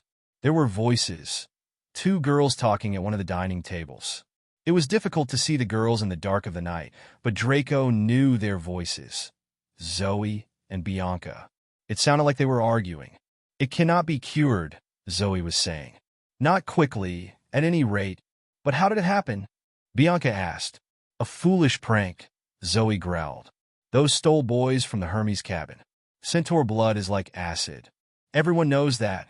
They sprayed the inside of that Artemis hunting tour t-shirt with it." "That's terrible." "She will live," Zoe said. "But she'll be bedridden for weeks with horrible hives. There is no way she can go. It's up to me and thee." "But the prophecy," Bianca said. "If Phoebe can't go, we only have 5. We'll have to pick another." "There is no time," Zoe said. "We must leave at first light. That's immediately. Besides, the prophecy said we would lose one. But that meant that someone would die," Bianca said. "By apparent hand. Maybe Phoebe's parents helped the brothers," Zoe said, though she didn't sound convinced. "But, Bianca, hear me?" Zoe's voice was strained. I can't explain, but I have a sense that we should not pick someone else. It would be too dangerous. They would meet and end worse than Phoebe's. I don't want Chiron choosing a camper as our 5th companion. And I don't want to risk another hunter." Bianca was silent. "You should tell Talia and Draco about the rest of your dream." "No, it would not help. But if your suspicions are correct about the general, I have thy word no to talk about that," Zoe said. She sounded really anguished. "We will find out soon enough. Now come. Dawn is breaking. Nico scooted out of their way, and Draco followed behind. As the girls sprinted down the steps, Zoe almost ran into Draco. She froze, her eyes narrowing. Her hand crept toward her bow, but the Bianca said, "The lights of the big house are on. Hurry!" And Zoe followed her out of the pavilion. Draco could tell what Nico was thinking. He took a deep breath and was about to run after his sister when Draco stopped using stealth and said, "Stop." He almost slipped on the icy steps as he spun around to find Draco. "Where did you come from?" "I've been here the whole time. I just masked my presence." "Wow, cool. How did you know Zoe and your sister were here?" He blushed. "I heard them walk by the Hermes cabin. I don't sleep too well at camp. So I heard footsteps and them whispering. And so I kind of followed, and now you're thinking about following them on the quest," Draco guessed. "How did you know that?" "Because if it was my sister, I'd probably be thinking the same thing. But you can't." He looked defiant. "Because I'm too young?" "Because they won't let you. They'll catch you and send you back here. And, yeah, because you're too young. You remember the Manticore? There will be lots more like that. More dangerous. Some of the heroes will die. You're weak." His shoulders sagged. He shifted from foot to foot. "Maybe you're right. But you're going? What do you mean?" "You're going with them. Keep an eye on my sister. You have to. Please." "Nico, promise," he insisted. "I'll do my best. I promise that." "Get going then," he said. "Good luck." Draco smiled as he stroked Nico's head. They each left for their respective cabins. Or so it seemed, since Draco went to cabin number 3. "Percy, we have to talk." Prophecies were sacred, and they had always been fulfilled. That's what Talia had explained to Draco. When Draco heard that Phoebe wouldn't be able to participate in the quest, he feared little Nico would participate in it. That's why he had convinced him to stay home. However, he wasn't going to be as foolish as Zoe to leave a prophecy half-baked. That's why he warned Percy and told him to prepare to travel tomorrow. Of course, Zoe wasn't going to accept this. That's why Percy was going to travel with his Pegasi from behind. That, along with Annabeth's cap that allowed him to become invisible, would help him join the group when it was too late to turn back. The next morning, the group of 5 consisting of Talia, Zoe, Bianca, Grover, and Draco climbed into the white camp half-blood van. Normally, it's Argus who drives it, but this time it was Zoe who was in charge of the wheel. Their first destination was Manhattan. Because of traffic, they didn't get there until mid-morning. Draco looked at Zoe in surprise from time to time. The minimum age for driving in the United States is 16, but she didn't seem to be that age. In fact, by all appearances, Talia was the oldest with Phoebe. It was so weird. Imagine the police stopping them. What were they going to say? That they're immortal hunters? "Can you continue without me for a moment?" Draco asked. Zoe stopped the caravan. "What do you mean?" "I have something to do. I won't be long." "We won't wait for you," Zoe said. "I can reach you quickly. I have my own method of transport."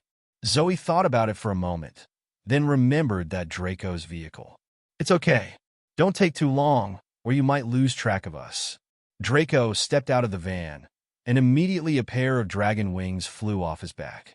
This was something he had learned from his art of human transformation, the ability to partially take on something of his dragon form. "Wait, doesn't that mean the parts one partially transform should have the stats of my dragon shape?" "Yeah, but you're so dumb you didn't realize that until now." "Fuck your head, shitty author. Why are you only realizing this now? Leave me alone and continue to play the retard." Teach. Draco flew to the top of a building that appeared to be quite famous. It was called the Chrysler Building or something. There was Percy there with his Pegasi, called Blackjack. In front of him was Dionysus. The situation was tense, and it looked like he was going to see some trouble. "Going somewhere?" Dionysus asked. He was leaning against the building with his feet levitating in the air, his leopard skin warm-up suit and black hair whipping around in the wind. "God alert!" Blackjack yelled. "It's the wine dude!" Dionysus sighed in exasperation. "The next person, or horse, who calls me the wine dude will end up in a bottle of Merlot. Mr. D." Percy tried to keep his voice calm as the grapevines continued to wrap around his legs. "What do you want?" "What do I want?" "You thought, perhaps, that the immortal all-powerful director of camp would not notice you leaving without permission? He has my permission, Draco intervened. Both turned to look at him. Dionysus' eyes narrowed dangerously. Can you give him permission? We need 6 people to do this quest. We need his help, Draco said. And why should I care? I don't care even if he dies right now in front of my eyes. Percy balled his fists. Why do you hate me so much? What did I ever do to you? Purple flames flickered in his eyes. You're a hero, boy. I need no other reason. I have to go on this quest. I've got to help my friends. That's something you wouldn't understand. Boss, Blackjack said nervously. Seeing as how we're wrapped in vines 900 feet in the air, you might want to talk nice. The grapevines coiled tighter around Percy. Below them, the white van was getting farther and farther away. Soon it would be out of sight. Did I ever tell you about Ariadne? Dionysus asked. Beautiful young princess of Crete? She liked helping her friends, too. In fact, she helped a young hero named Theseus, also a son of Poseidon. She gave him a ball of magical yarn that let him find his way out of the labyrinth. And do you know how Theseus rewarded her? Draco had heard that story and knew that Theseus did something bad to the princess. But he didn't remember very well about that. They got married, Percy said. Happily ever after. The end? No, that wasn't how Draco remembered the story. Dionysus sneered. Not quite. Theseus said he would marry her. He took her aboard his ship and sailed for Athens. Halfway back, on a little island called Naxos, what's the word mortals use today? He dumped her. I found her there, alone, heartbroken, crying her eyes out. She had given up everything, left everything she knew behind, to help a dashing young hero who tossed her away like a broken sandal. That's wrong, Draco said. But that was thousands of years ago. Why is that important now? Dionysus regarded him coldly. I fell in love with Ariadne, boy. I healed her broken heart. And when she died, I made her my immortal wife on Olympus. She waits for me even now. I shall go back to her when I am done with this infernal century of punishment at your ridiculous camp. Percy stared at him. You're married? But I thought you got in trouble for chasing a wood nymph. My point is you heroes never change. You accuse us gods of being vain. You should look at yourselves. You take what you want, use whoever you have to, and then you betray everyone around you. So you'll excuse me if I have no love for heroes. They're selfish, ungrateful lot. Ask Ariadne. Or Medea. For that matter, ask Zoe Nightshade. What do you mean? Ask Zoe. Draco asked. He waved his hand dismissively. Go. Follow your silly friends. Percy blinked in disbelief. You're letting me go? Just like that? The prophecy says at least one of you will die. Perhaps I'll get lucky and Poseidon grows tired of you. But mark my words, son of Poseidon, live or die, you will prove no better than the other heroes. After taking another look at Draco, Dionysus snapped his fingers. His image folded up like a paper display. There was a pop and he was gone, leaving a faint scent of grapes that was quickly blown away by the wind. Come on, Blackjack, Percy said, trying to sound upbeat. I'll buy you some donuts in New Jersey. Be careful, Draco said to Percy. All going back to the van? With that, Draco went down and summoned Golden Drive.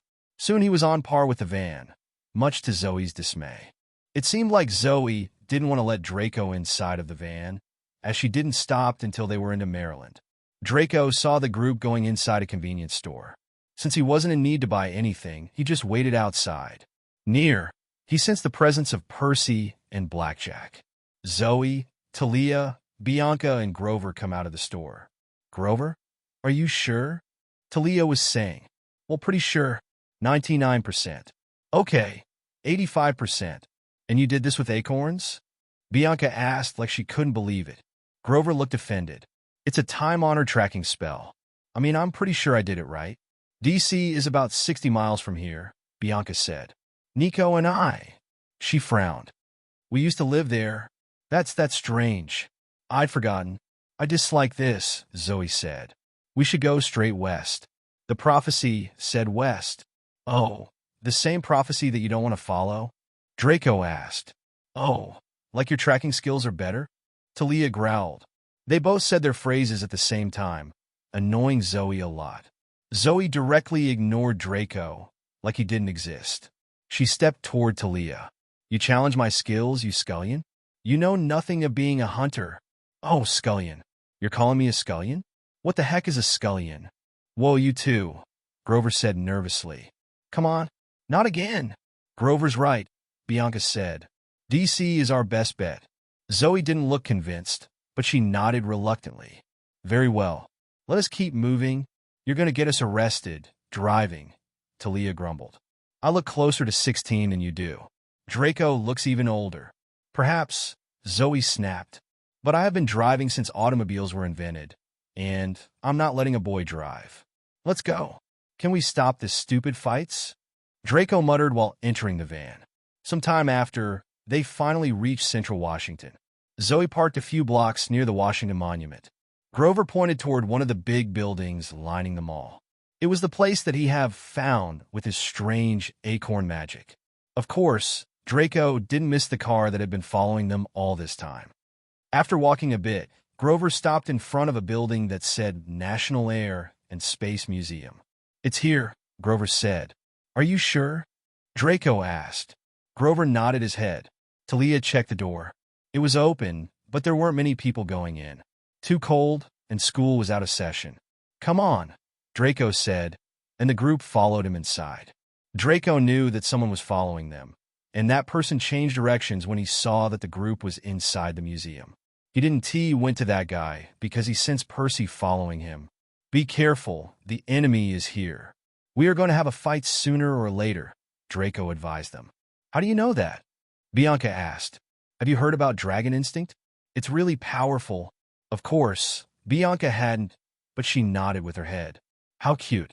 Draco ended earning a dangerous look from Zoe when he was halfway of petting Bianca. Let's search for them. We have to strike first, Draco said. You're not the one in charge, Zoe growled. Then, why don't you say anything, young lady? What should we do then? Draco asked. We were going to strike first, Zoe gritted her teeth. They were at the main part of the museum when that happened. The main part of the museum was one huge room with rockets and airplanes hanging from the ceiling. 3 levels of balconies curled around so you could look at the exhibits from all different heights. The place wasn't crowded, just a few families and a couple of tour groups of kids, probably doing one of those holiday school trips. At that moment, Percy ran into Talia, literally. He was barreling up the ramp to the top floor balcony and slammed into her, knocking her into an Apollo space capsule. Grover yelped in surprise. Before he could regain my balance, Zoe and Bianca had arrows notched, aimed at his chest. Their bows, just like Draco's, had just appeared out of nowhere. When Zoe realized who he was, she didn't seem anxious to lower her bow. You, how dare you show thy face here? Percy, Grover said. Thank goodness. Zoe glared at him, and he blushed. Gosh. You're not supposed to be here. Shut up. I brought him here, Draco said, earning a dangerous look from Zoe. Let's talk about this later. Now, Percy, tell me what have you seen? Luke, he said, trying to catch some breath. He's here? The anger in Talia's eyes immediately melted. She put her hand on her silver bracelet. Where? Then Percy told them about what he had seen. At first, he followed the Manticore into a building. There was the general, some mortal guards, 2 Scythian Draconi, and Luke. He told them about the surprise they have prepared for them, how they wanted to capture Talia and the soldiers that the general created. The general is here? Zoe looked stunned. That's impossible. You lie. Why would I lie? Look, there's no time. Skeleton warriors. What? Talia demanded. How many? 12, he said. And that's not all. That guy, the general, said he was sending something, a playmate, to distract you over here. A monster. Talia and Grover exchanged looks. Draco smiled excitedly. We were following Artemis trail, Grover said. I was pretty sure it led here. Some powerful monster scent. She must have stopped here looking for the mystery monster. But we haven't found anything yet. Zoe, Bianca said nervously, if it is the general. It cannot be. Zoe snapped. Percy must have seen an iris message or some other illusion. Illusions don't crack marble floors, Percy told her. Zoe took a deep breath, trying to calm herself. Draco didn't know why she was taking it so personally or how she knew this general guy, but he figured now wasn't the time to ask. If Percy is telling the truth about the skeleton warriors, she said, we have no time to argue. They are the worst, the most horrible. We must leave now. Hey, I want to stay a little bit, Draco said. No. You want to get us killed or something? Zoe argued. Well, Draco wanted to stay and kill some monsters. You want to get some experience, you know? I like Zoe's idea, Percy said. I was not including thee, boy, Zoe said. You're not part of this quest. Hey, I'm trying to save your lives. He is now part of it, Zoe, Draco said. No matter what Zoe said, he was not going to change his mind. If you want to retreat, let's retreat, everyone. Let's go back to the van. That's not thy decision. Zoe snapped. Talia scowled at her. You're not the boss here, Zoe. I don't care how old you are. You're still a conceited little brat. You never had any wisdom when it came to boys, Zoe growled. You never could leave them behind. Talia looked like she was about to hit Zoe. Then everyone froze. Draco heard a growl so loud that he thought one of the rocket engines was starting. Huge press ion covered the place. This monster was really powerful. Without a doubt, the strongest enemy Draco has found it in his new life. Below them, a few adults screamed. A little kid's voice screeched with delight. Kitty! Something enormous bounded up the ramp. It was the size of a pickup truck, with silver claws and golden glittering fur. Draco had already seen this monster, and more than once. The first time was in the raiding game between Serord Bale's Peerage and Rheus Gremory's Peerage. It was the Nemean lion. Status inspection. Race, Nemean lion. Strength, 3,240. Defense, 6,221. Magic, 532. Agility, 2,700.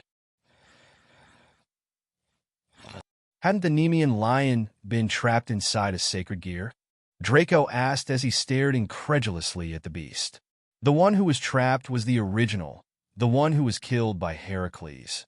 Zoe explained, although you could tell from her note that she wasn't particularly happy about something. What do you mean? Are there more of these?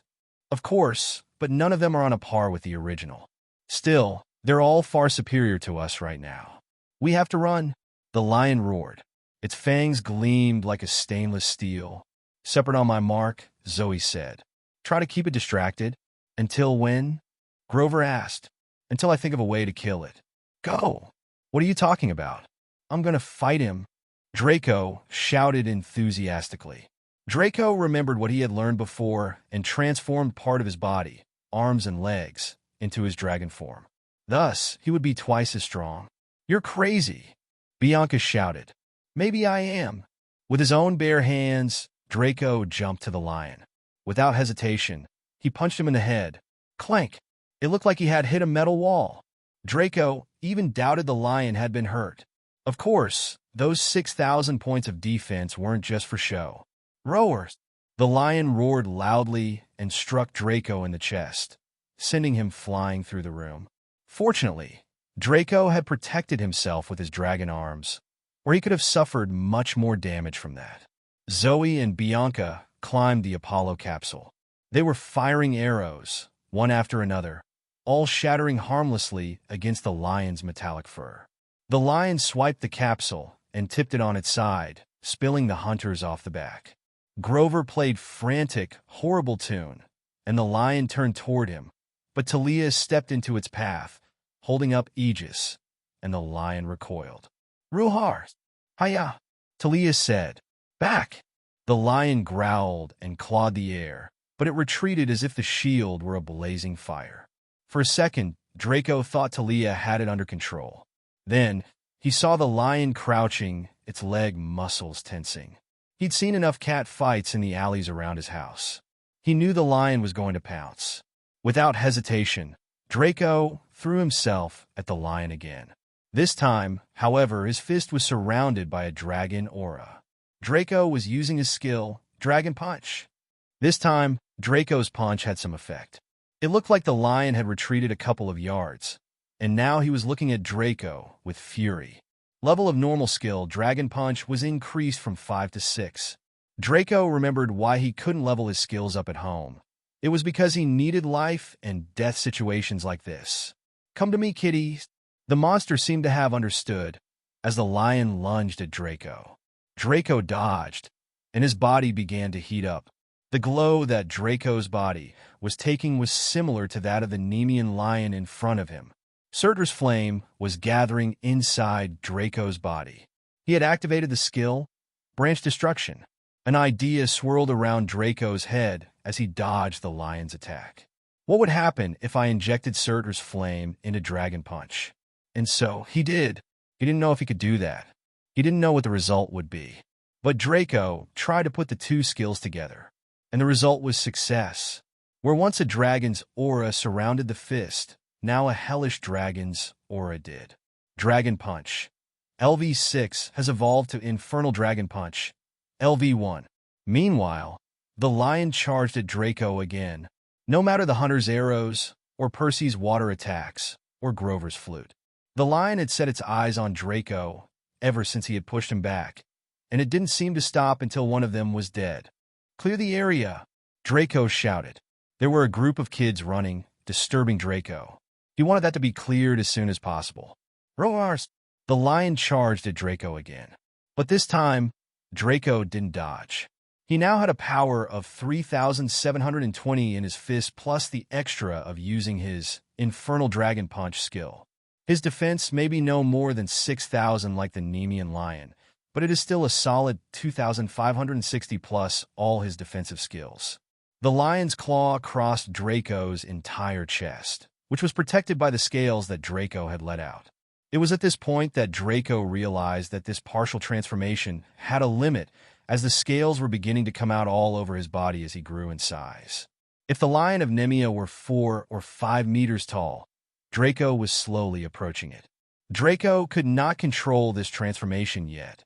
This was normal, given the short time Draco had been training him. This was literally the first time he had used it in combat. Draco's fist, surrounded by flame, struck the lion's chest. It did not penetrate, but the lion shot out just as Draco had done before. "Ha ha ha!" Draco let out a manic laugh when he discovered how strong it really was right now. Level of normal skill, Infernal Dragon Punch, was increased from 1 to 2. Level of normal skill, Infernal Dragon Punch, was increased from 2 to 3. Level of normal skill, Infernal Dragon Punch, was increased from 3 to 4. Level of normal skill, Infernal Dragon Punch, was increased from 4 to 5. The stronger the enemy, the higher the level of the skills Draco uses. A skill that was completely broken Draco could injure the Nemean lion with his fists when it was at level 1 had risen to level 5 with a single punch. This system was completely broken. Though I say Draco had injured it, Draco had barely scratched the lion. He stood up again and looked at Draco more carefully. The rest of the group was ready to attack at any moment. "Get him to open his mouth!" Zoe screamed. Right? How could Draco have forgotten that? Draco knew it was impossible to break through the skin of the Nemean lion with his bare fists.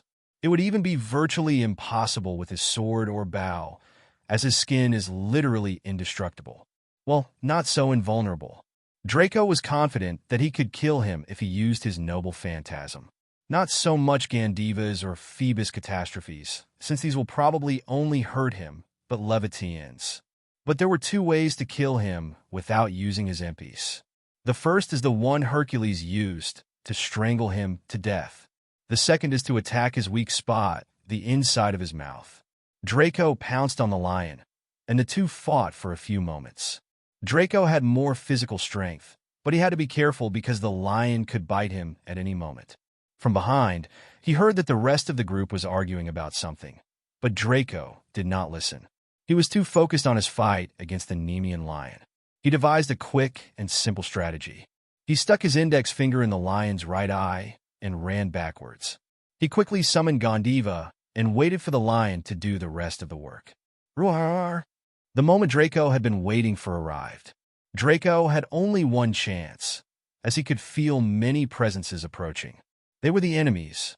Draco had only one arrow, and he had to kill the lion with it. Draco created the magic arrow, which became a noble phantasm. Not only that, but he applied 2-key and branch destruction to the arrow. Finally, he called his noble phantasm Agni Gandiva, Flame God's Roar. The arrow became a guided missile into the lion's mouth, and it entered successfully. The Nemean lion closed his mouth instantly, but the arrow had already entered. The lion trembled, and a small popping sound was heard from within. A little smoke came out of his mouth. 26,000 experience points have been obtained. Because of the effects of title skill, Walking Egg, another 26,000 experience points were obtained. The level of Nephilim Dragon King raised from 55 to 106. Alarms wailed throughout the museum. People were flocking to the exits. Security guards were running around in a panic with no idea what was going on. Grover knelt at Talia's side and helped her up. She seemed okay, just a little dazed. Zoe and Bianca dropped from the balcony and landed next to Draco. Zoe eyed him cautiously, sensing the difference in his strength. That was an interesting strategy. Hey, it worked. She didn't argue. The lion seemed to be melting, the way dead monsters do sometimes until there was nothing left but its glittering fur coat, and even it seemed to be shrinking to the size of normal lion's pelt. Take it, Zoe told Draco. He stared at her. What? The lion's fur? Isn't that like an animal rights violation or something? It's a spoil of war, she told him. It is rightly thine. Okay then. Draco lifted it up. It was surprisingly light. The fur was smooth and soft. It didn't feel at all like something that could stop a blade. As he watched, the pelt shifted into a coat, a full-length golden brown duster. Not exactly my style, Draco murmured. We have to get out of here, Grover said. The security guards won't stay confused for long. Draco noticed for the first time how strange it was that the guards hadn't rushed forward to arrest them. They were scrambling in all directions except them like they were madly searching for something. A few were running into the walls or each other. You did that? Draco asked Grover.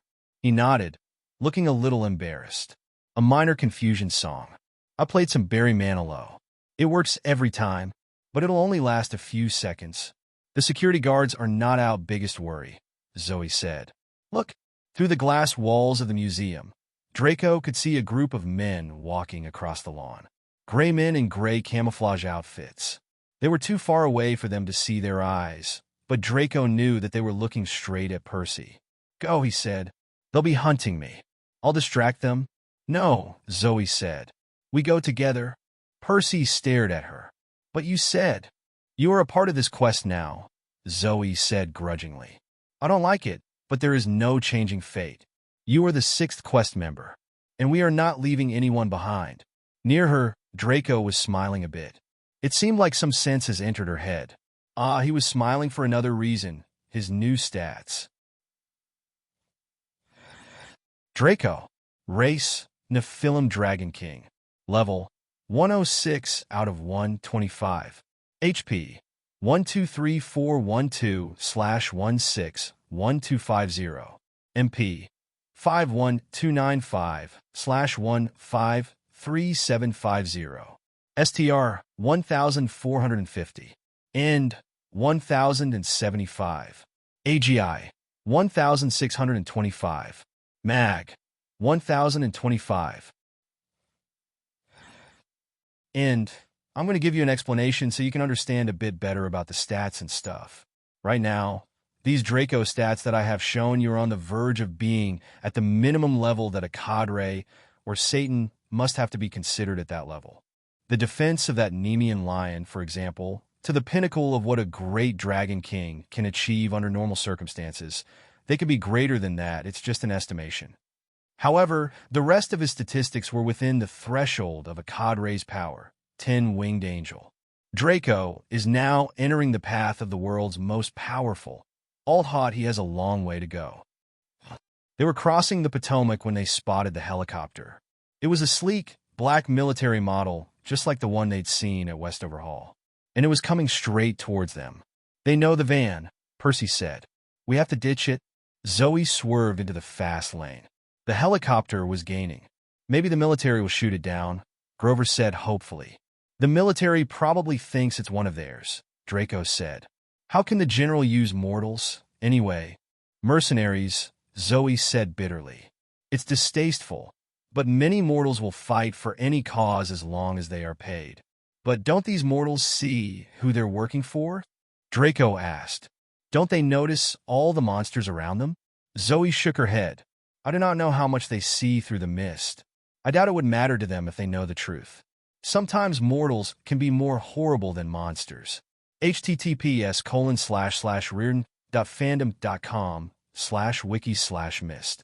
I can shoot it down, Draco said. Don't, Zoe said with a strict tone. Okay, Draco shrugged. He wasn't going to gain experience from them anyway. There, Bianca said. That parking lot. We'll be trapped, Zoe said. Trust me, Bianca said.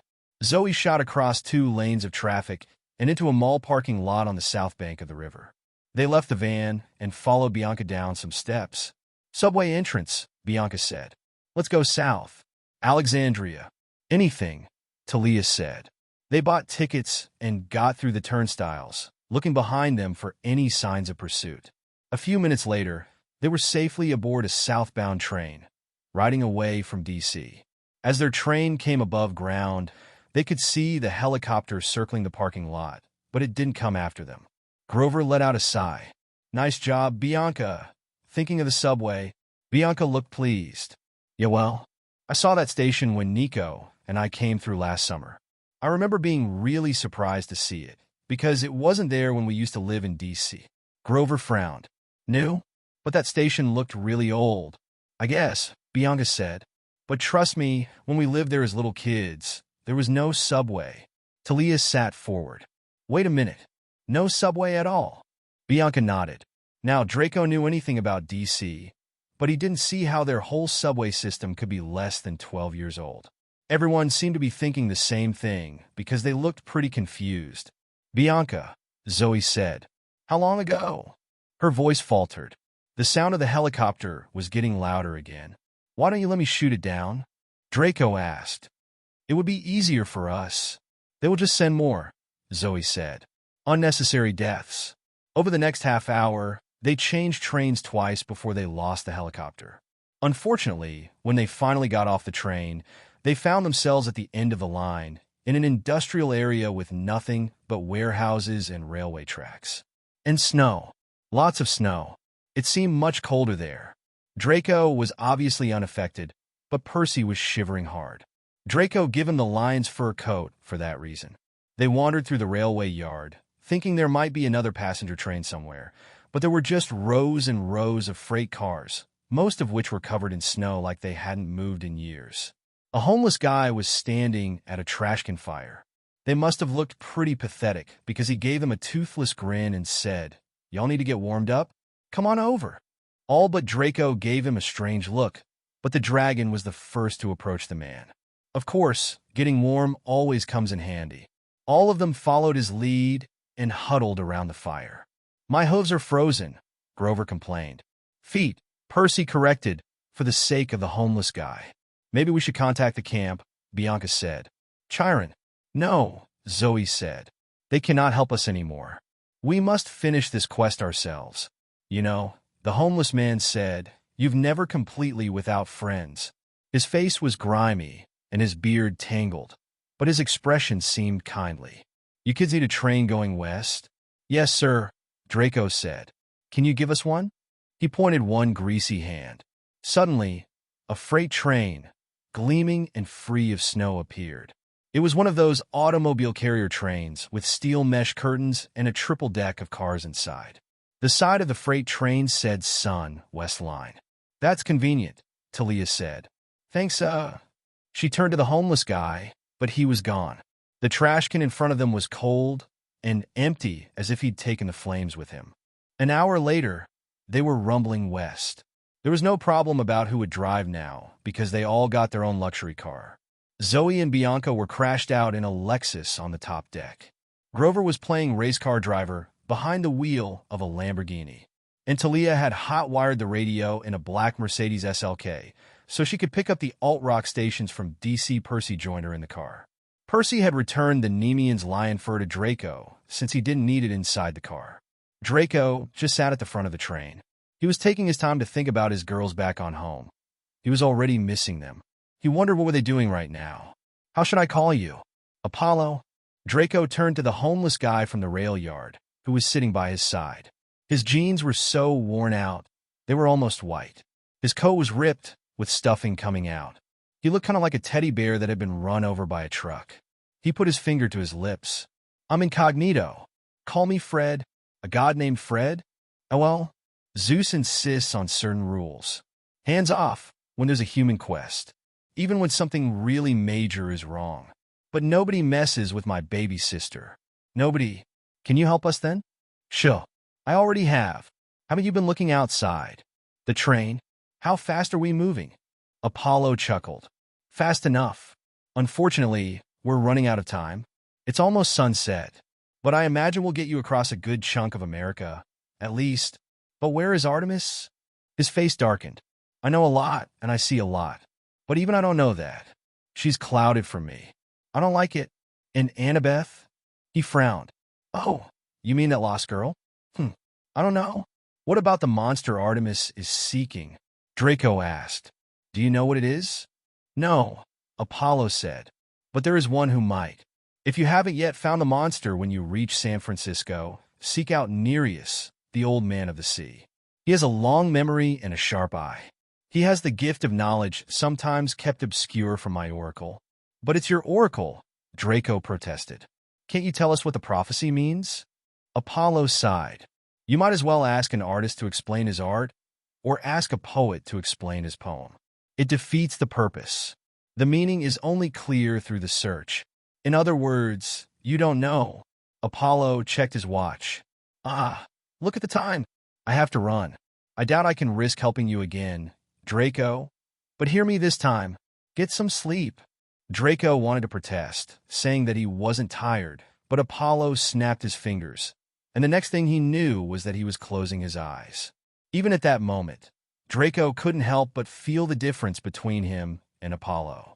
He had been sent to sleep with one gesture. In his dream, he was somebody else. Draco was wearing an old-fashioned Greek tunic, which was a little too breezy downstairs, and laced leather sandals. The Nemean lion skin was wrapped around his back like a cape, and he was running somewhere, being pulled along by a girl who was tightly gripping his hand. Hurry, she said. It was too dark to see her face clearly, but he could hear the fear in her voice. He will find us? It was nighttime. A million stars blazed above. They were running through tall grass, and the scent of 1,000 different flowers made the air intoxicating. It was a beautiful garden, and yet the girl was leading him through it, as if they were about to die. I'm not afraid, Draco tried to tell her. You should be, she said, pulling him along. She had long dark hair, braided down her back. Her silk robes glowed faintly in the starlight. They raced up the side of the hill. She pulled him behind a thorn bush, and they collapsed, both breathing heavily. Draco didn't know why the girl was scared. The garden seemed so peaceful, and Draco felt strong, stronger than he'd ever felt before. There is no need to run, he told her. His voice sounded different, deeper. I have bested 1,000 monsters with my bare hands. Not this one, the girl said. Layden is too strong. You must go around, up the mountain to my father. It is the only way. The hurt in her voice surprised Draco. She was really concerned, almost like she cared about him. I don't trust your father, he said. You should not, the girl agreed. You will have to trick him, but you cannot take the prize directly. You will die. Draco chuckled. Then why don't you help me, pretty one? I am afraid. Layden will stop me. My sisters, if they found out, they would disown me. Then there's nothing for it. Draco stood up, rubbing his hands together. Wait, the girl said. She seemed to be agonizing over a decision. Then, her fingers trembling, she reached up and plucked a long white brooch from her hair. If you must fight, take this. My mother, Plione, gave it to me. She was a daughter of the ocean, and the ocean's power is within it. My immortal power. The girl breathed on the pin, and it glowed faintly. It gleamed in the starlight like polished abalone. Take it, she told him, and make of it a weapon. Draco laughed. A hairpin? How will this slay Layden? Pretty one? It may not, she admitted. But it is all I can offer if you insist in being stubborn. The girl's voice softened his heart. He reached down and took the hairpin, and as he did, it grew longer and heavier in his hand, until he held a familiar bronze sword. Well balanced, he said, though I usually prefer to use my bare hands. What shall I name T-Blade? Anaklusmos, the girl said sadly. The current that takes one by surprise. And before you know it, you have been swept out to sea. Before Draco could thank her, there was a trampling sound in the grass, a hiss like air escaping a tire, and the girl said, "Too late. He is her." "Hey, wake up, Zoe," Draco asked, still thinking about the dream he just had. The train stopped. "Come on," she said. "What is with that look on your face?" "It's disgusting." Draco looked at Percy, who was talking with Grover. On his hand, he held the pen that transformed into a weapon, Riptide. Anaklusmos, the ancient Greek name for Riptide. A different form, but he was sure it was the same blade he'd seen in the dream. And he was sure of something else, too. The girl he had seen was Zoe Nightshade. He remembered Chiron's word, saying that Zoe disliked Percy for that sword. Now it makes sense. Draco rose. "Come on, we still have a lot to do." They'd arrived on the outskirts of a little ski town nestled in the mountains. The sign said, "Welcome to Cloudcroft, New Mexico." The air was cold and thin. The roofs of the cabins were heaped with snow, and dirty mounds of it were piled up on the sides of the streets. Tall pine trees loomed over the valley, casting pitch-black shadows, though the morning was sunny. They had only 4 days until they reached winter solstice. They stopped in the middle of the town. They could pretty much see everything from there: a school, a bunch of tourist stores and cafes, some ski cabins, and a grocery store. "Great," Talia said, looking around. "No bus station. No taxis. No car rental. No way out." "There's a coffee shop," said Grover. "Yes," Zoe said. "Coffee is good." "And pastries," Grover said dreamily. "And wax paper." Talia sighed. "Fine. How about you two get us some food? Percy, Draco, Bianca, and I will check in the grocery store. Maybe they can give us directions." They agreed to meet back in front of the grocery store in 15 minutes. Bianca looked a little uncomfortable coming with them, but she did. Inside the store, they found out a few valuable things about Cloudcroft. There wasn't enough snow for skiing, the grocery store sold rubber rats for $1 each, and there was no easy way in or out of town unless you had your own car. And obviously, Golden Drive wasn't enough for all the group. "You could call for a taxi from Alamogordo," the clerk said doubtfully. "That's down at the bottom of the mountains, but it would take at least an hour to get here. Costs several $100s. The clerk looked so lonely. Percy bought a rubber rat. Then they headed back outside and stood on the porch. "Wonderful," Talia grumped. "I'm going to walk down the street, see if anybody in the other shops has a suggestion." But the clerk said, "I know," she told me. "I'm checking anyway." They let her go. Draco knew how it felt to be restless. All half-bloods had attention deficit problems because of their inborn battlefield reflexes. They couldn't stand just waiting around. Also, he had a feeling Talia was upset because of her conversation with Percy. Bianca and Percy stood together awkwardly while Draco was chilling. Draco didn't even seem to notice the awkward situation. He just closed his eyes, contemplate about that dream. "Nice rat," she said at last. "So, how do you like being a hunter so far?" Percy asked. She pursed her lips. "You're not still mad at me for joining, are you?" "Nah. Long as you know you're happy." "I'm not sure happy is the right word with Lady Artemis gone. But being a hunter is definitely cool. I feel calmer somehow. Everything seems to have slowed down around me. I guess that's the immortality." Draco didn't believe what he hearing, so he just ignored the two kids. "Less than a week being immortal, and you already feel it?" LMAO. Well, at least she was different than before. More confident, more at peace. She didn't hide her face under a green cap anymore. She kept her hair tied back, and she looked right in the eyes when she spoke. "Nico didn't understand my decision," Bianca murmured. "He'll be all right," Draco intervened. "Camp Half-Blood takes in a lot of young kids. They did that for Annabeth back then," Percy added. Bianca nodded. "I hope we find her. Annabeth, I mean, she's lucky to have a friend like you. A lot of good it did either." "Don't blame yourself, Percy. You risked your life to save my brother and me. I mean, that was seriously brave. If I hadn't met you, I wouldn't have felt okay about leaving Nico at the camp. I figured if there were people like you there, Nico would be fine. You're a good guy." The compliment took Percy by surprise. "Even though I knocked you down and captured the flag." She laughed. "Okay, except for that, you're a good guy." A couple 100 yards away, Grover and Zoe came out of the coffee shop loaded down with pastry bags and drinks. Draco didn't want them to come back yet. It was weird, but he realized he liked talking to Bianca and Percy. They wasn't bad. A lot easier to hang out with than Zoe. Anyway, "So what's the story with you and Nico?" Draco asked her. "Where did you go to school before Westover?" She frowned. "I think it was a boarding school in D.C. It seems like so long ago. You never lived with your parents? I mean, your mortal parent?" "We were told our parents were dead. There was a bank trust for us. A lot of money, I think. A lawyer would come by once in a while to check on us. Then Nico and I had to leave that school." "Why?" She knit her eyebrows. "We had to go somewhere. I remember it was important. We traveled a long way, and we stayed in this hotel for a few weeks. And then, I don't know. One day, a different lawyer came to get us out. He said it was time for us to leave. He drove us back east through D.C., then up to Maine, and we started going to Westover. It was a strange story. Then again, Bianca and Nico were half-bloods. Nothing would be normal for them. So, you've been raising Nico pretty much all your life?" Draco asked. "Just the two of you?" She nodded. "That's why I wanted to join the hunters so bad. I mean, I know it's selfish, but I wanted my own life and friends. I love Nico. Don't get me wrong, I just needed to find out what it would be like not to be a big sister 24 hours a day." At that moment, Zoe and Grover arrived with the drinks and pastries. Hot chocolate for Bianca and Percy. Coffee for Draco, Grover, and Zoe. "We should do the tracking spell," Zoe said. "Grover, do you have any acorns left?" Grover mumbled. He was chewing on a bran muffin, wrapper and all. "I think so. I just need to." He froze. Zoe gasped.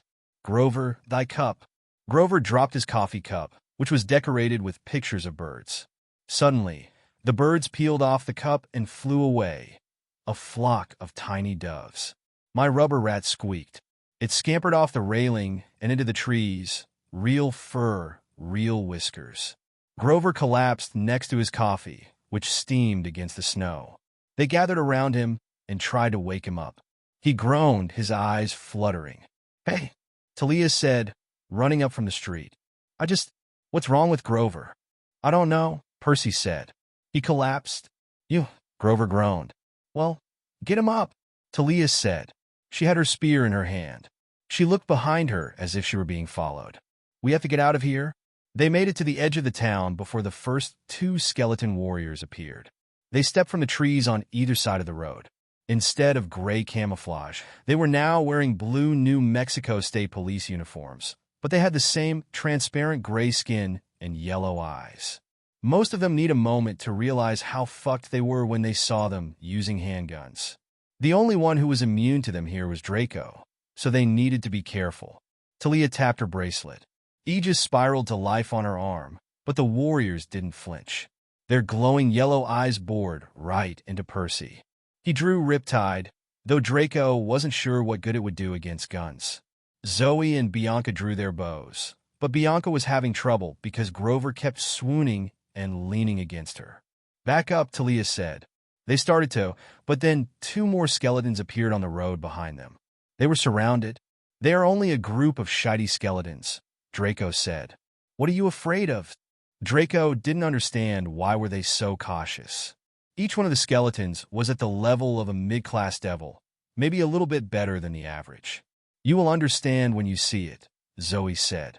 Then, one of the warriors raised a cell phone to his mouth and spoke into it. Except he wasn't speaking. He made a clattering, clicking sound like dry teeth on bone. Draco understood what was going on. The skeletons had split up to look for them. These skeletons were now calling their brethren. Soon, they'd have a full party on their hands. "It's near," Grover moaned. "It's here," Percy said. "No," he insisted. The gift from the wild. "We'll have to go one-on-one," Talia said. "4 of them. 4 of us. Percy, you have to protect Grover." Agreed, said Zoe. The wild, Grover moaned. A warm wind blew through the canyon, rustling the trees. Draco got shocked by the pressure that he was sensing at that moment. Something was coming, something really powerful. A skeleton fired at Draco, but the bullets didn't do anything. Draco lost like 10 horsepower for each bullet, and he got back that HP in the next second. Draco summoned Levitian and charged toward the skeleton. He swung the sword and cut him in half.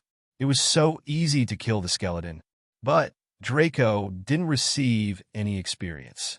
The bones of the skeleton unknit and clattered to the asphalt in a heap. Almost immediately, they began to move, reassembling themselves. The second skeleton clattered his teeth at Draco and tried to fire, but he knocked his gun into the snow. In that moment, the other 2 skeletons shot at him, but they didn't have enough strength to do any serious damage to Draco. Talia charged to the second skeleton. Zoe and Bianca started firing arrows at the third and fourth. Grover stood there and held his hands out to the trees, looking like he wanted to huge them. Percy was looking over the fight, prepared to help at any moment. There was a crashing sound in the forest to their left, like a bulldozer. Maybe the skeletons' reinforcements were arriving. Draco understood why the skeletons were so scary for Zoe and the rest. They were unkillable. They didn't die even with Levitian. There was no way to stop them. Zoe and Bianca fired at their heads point blank, but the arrows just whistled straight through their empty skulls. One lunged at Bianca, and Draco was about to go to her, but she whipped out her hunting knife and stabbed the warrior in the chest.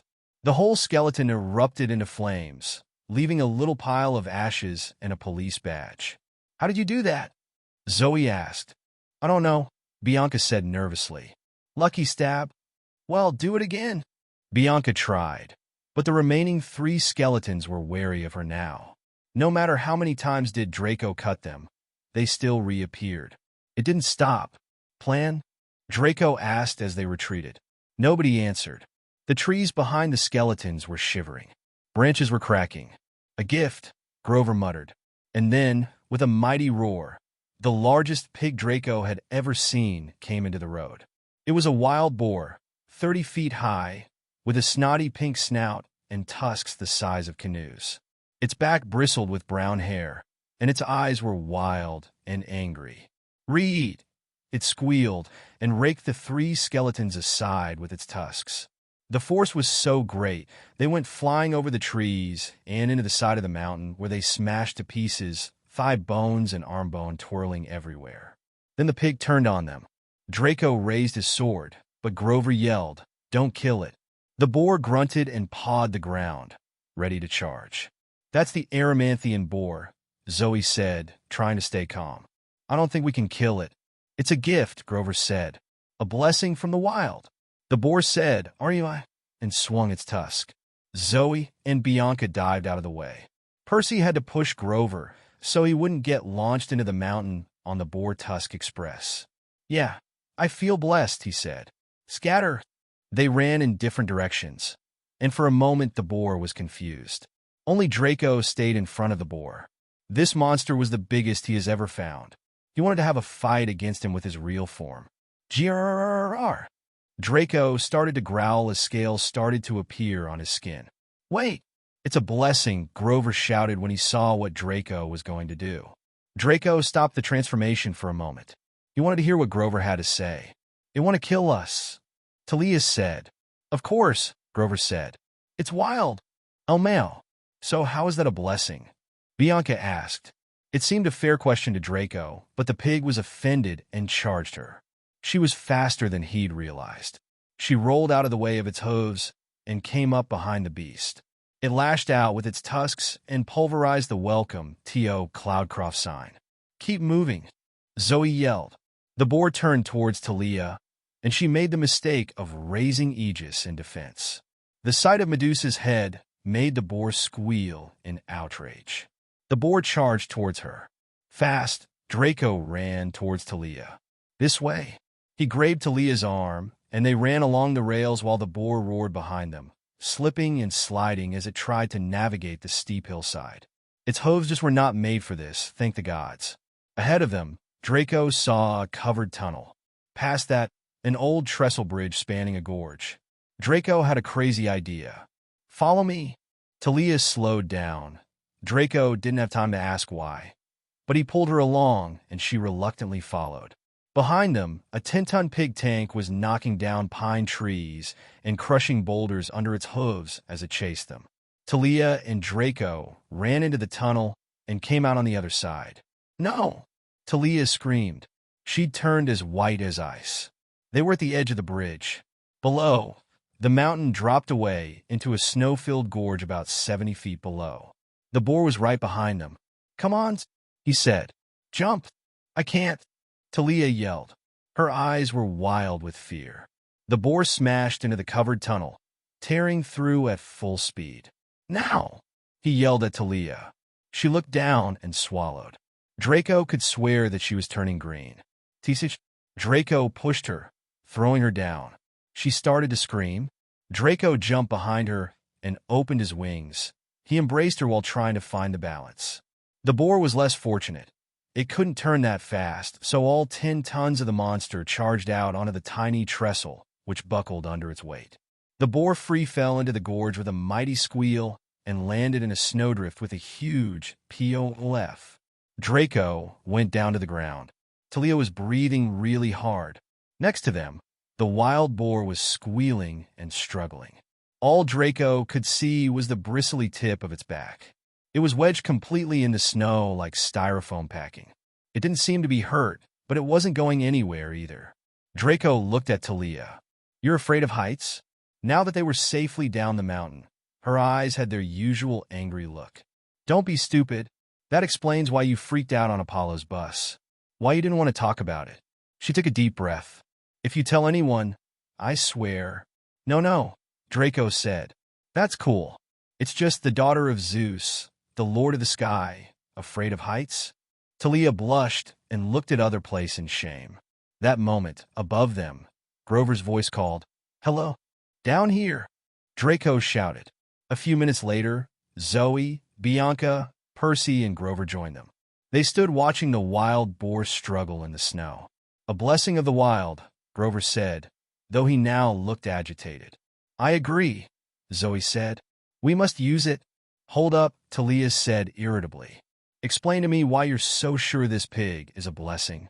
Grover looked over, distracted. It's our ride west. Do you have any idea how fast this boar can travel? Fun, Draco said. Like pig cowboys? Grover nodded. We need to get aboard. I wish I had more time to look around. But it's gone now. What's gone?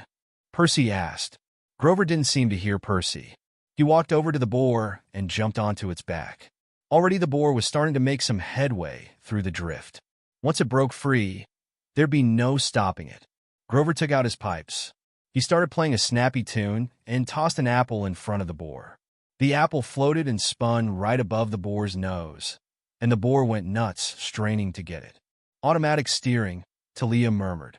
Great. She trudged over and jumped on behind Grover, which still left plenty of room for the rest of them. Zoe and Bianca walked toward the boar. Wait a second, Percy said.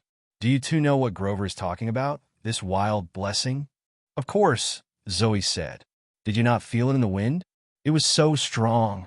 I never thought I would sense that presence again. What presence? Draco asked. He wanted to who was the one who could emit the strong presence that he had detected earlier. Zoe stared at Draco like he was an idiot. The Lord of the Wild, of course. Just for a moment, in the arrival of the boar, I felt the presence of Pan. Riding a giant pig wasn't something that you could experience every day. They rode the boar until sunset, which was about much as most of them could take. Imagine riding a giant steel brush over a bed of gravel all day. That's about how comfortable boar riding was. Draco have no idea how many miles they've covered, but the mountains faded into the distance and were replaced by miles of flat, dry land. The grass and scrub brush got sparser until they were galloping, do boars gallop, across the desert. As night fell, the boar came to a stop at a creek bed and snorted. He started drinking the muddy water, then ripped the saguaro cactus out of the ground and chewed it, needles and all. This is as far as he'll go, Grover said. We need to get off while he's eating. Nobody needed convincing. They slipped off the boar's back while he was busy ripping up cacti. Then they waddled away as best they could with their saddle sores. After its third saguaro and another drink of muddy water, the boar squealed and belched, then whirled around and galloped back toward the east. It likes the mountains better, Draco guessed. I can't blame it, Talia said. Look, ahead of them was a two-lane road half covered with sand. On the other side of the road was a cluster of buildings too small to be a town. A boarded-up house, a taco shop that looked like it hadn't been opened since before Zoe Nightshade was born, and a white stucco post office with a sign that said Gila Claw, Arizona, hanging crooked above the door. Beyond that was a range of hills, but then Draco noticed they weren't regular hills. The countryside was way too flat for that. The hills were enormous mounds of old cars, appliances, and other scrap metal. It was a junkyard that seemed to go on forever. Whoa, Percy said. Something tells me we're not going to find a car rental here, Talia said. She looked at Grover. I don't suppose you got another wild boar up your sleeves? Grover was sniffing the wind, looking nervous. He fished out his acorns and threw them into the sand, then played his pipes. They rearranged themselves in a pattern that made no sense to everyone, but Grover looked concerned. That's us, he said. Those 6 nuts right there? Which one is me? Draco asked. The little deformed one, Zoe suggested. No, I think that's his Percy's. Oh, shut up. That cluster right there, Grover said, pointing to the left. That's trouble. A monster? Talia asked. Grover looked uneasy. I don't smell anything, which doesn't make sense. But the acorns don't lie. Our next challenge. He pointed straight toward the junkyard. With the sunlight almost gone now, the hills of metal looked like something on an alien planet. They finally decided to camp for the night and try the junkyard in the morning. None of them wanted to go dumpster diving in the dark. Zoe, Bianca, and Talia produced 6 sleeping bags and foam mattresses out of their backpacks. The night got chilly fast, so Grover and Percy collected old boards from the ruined house, and Talia zapped them with an electric shock to start a campfire. Pretty soon, they were about as comfy as you can get in a rundown ghost town in the middle of nowhere. The stars are out, Zoe said. She was right. There were millions of them, with no city lights to turn the sky orange. Amazing, Bianca said. I've never actually seen the Milky Way. This is nothing, Zoe said. In the old days, there were more. Whole constellations have disappeared because of human light pollution. You talk like you're not a human, Percy said. Zoe raised an eyebrow. I am a hunter. I care what happens to the wild places of the world. Can the same be said for thee? For you, Talia corrected. Not thee, but you use you for the beginning of a sentence. And for the end, Talia said. Know thou, know thee, just you. Zoe threw up her hands in exasperation. I hate this language. It changes too often. Grover sighed. He was still looking up at the stars like he was thinking about the light pollution problem. If only Pan were here, he would set things right. Zoe nodded sadly. Maybe it was the coffee, Grover said. I was drinking coffee, and the wind came. Maybe if I drank more coffee. Draco was pretty sure coffee had nothing to do with what had happened in Cloudcroft, but he didn't have the heart to tell Grover. Grover, do you really think that was Pan? I mean, I know you want it to be. He sent us help, Grover insisted. I don't know how or why, but it was his presence. After this quest is done, I'm going back to New Mexico and drinking a lot of coffee. It's the best lead we've gotten in 2,000 years. I was so close. What I want to know, Talia said, looking at Bianca, is how you destroyed one of the zombies. There are a lot more out there somewhere. We need to figure out how to fight them. Bianca shook her head. I don't know. I just stabbed it, and it went up in flames.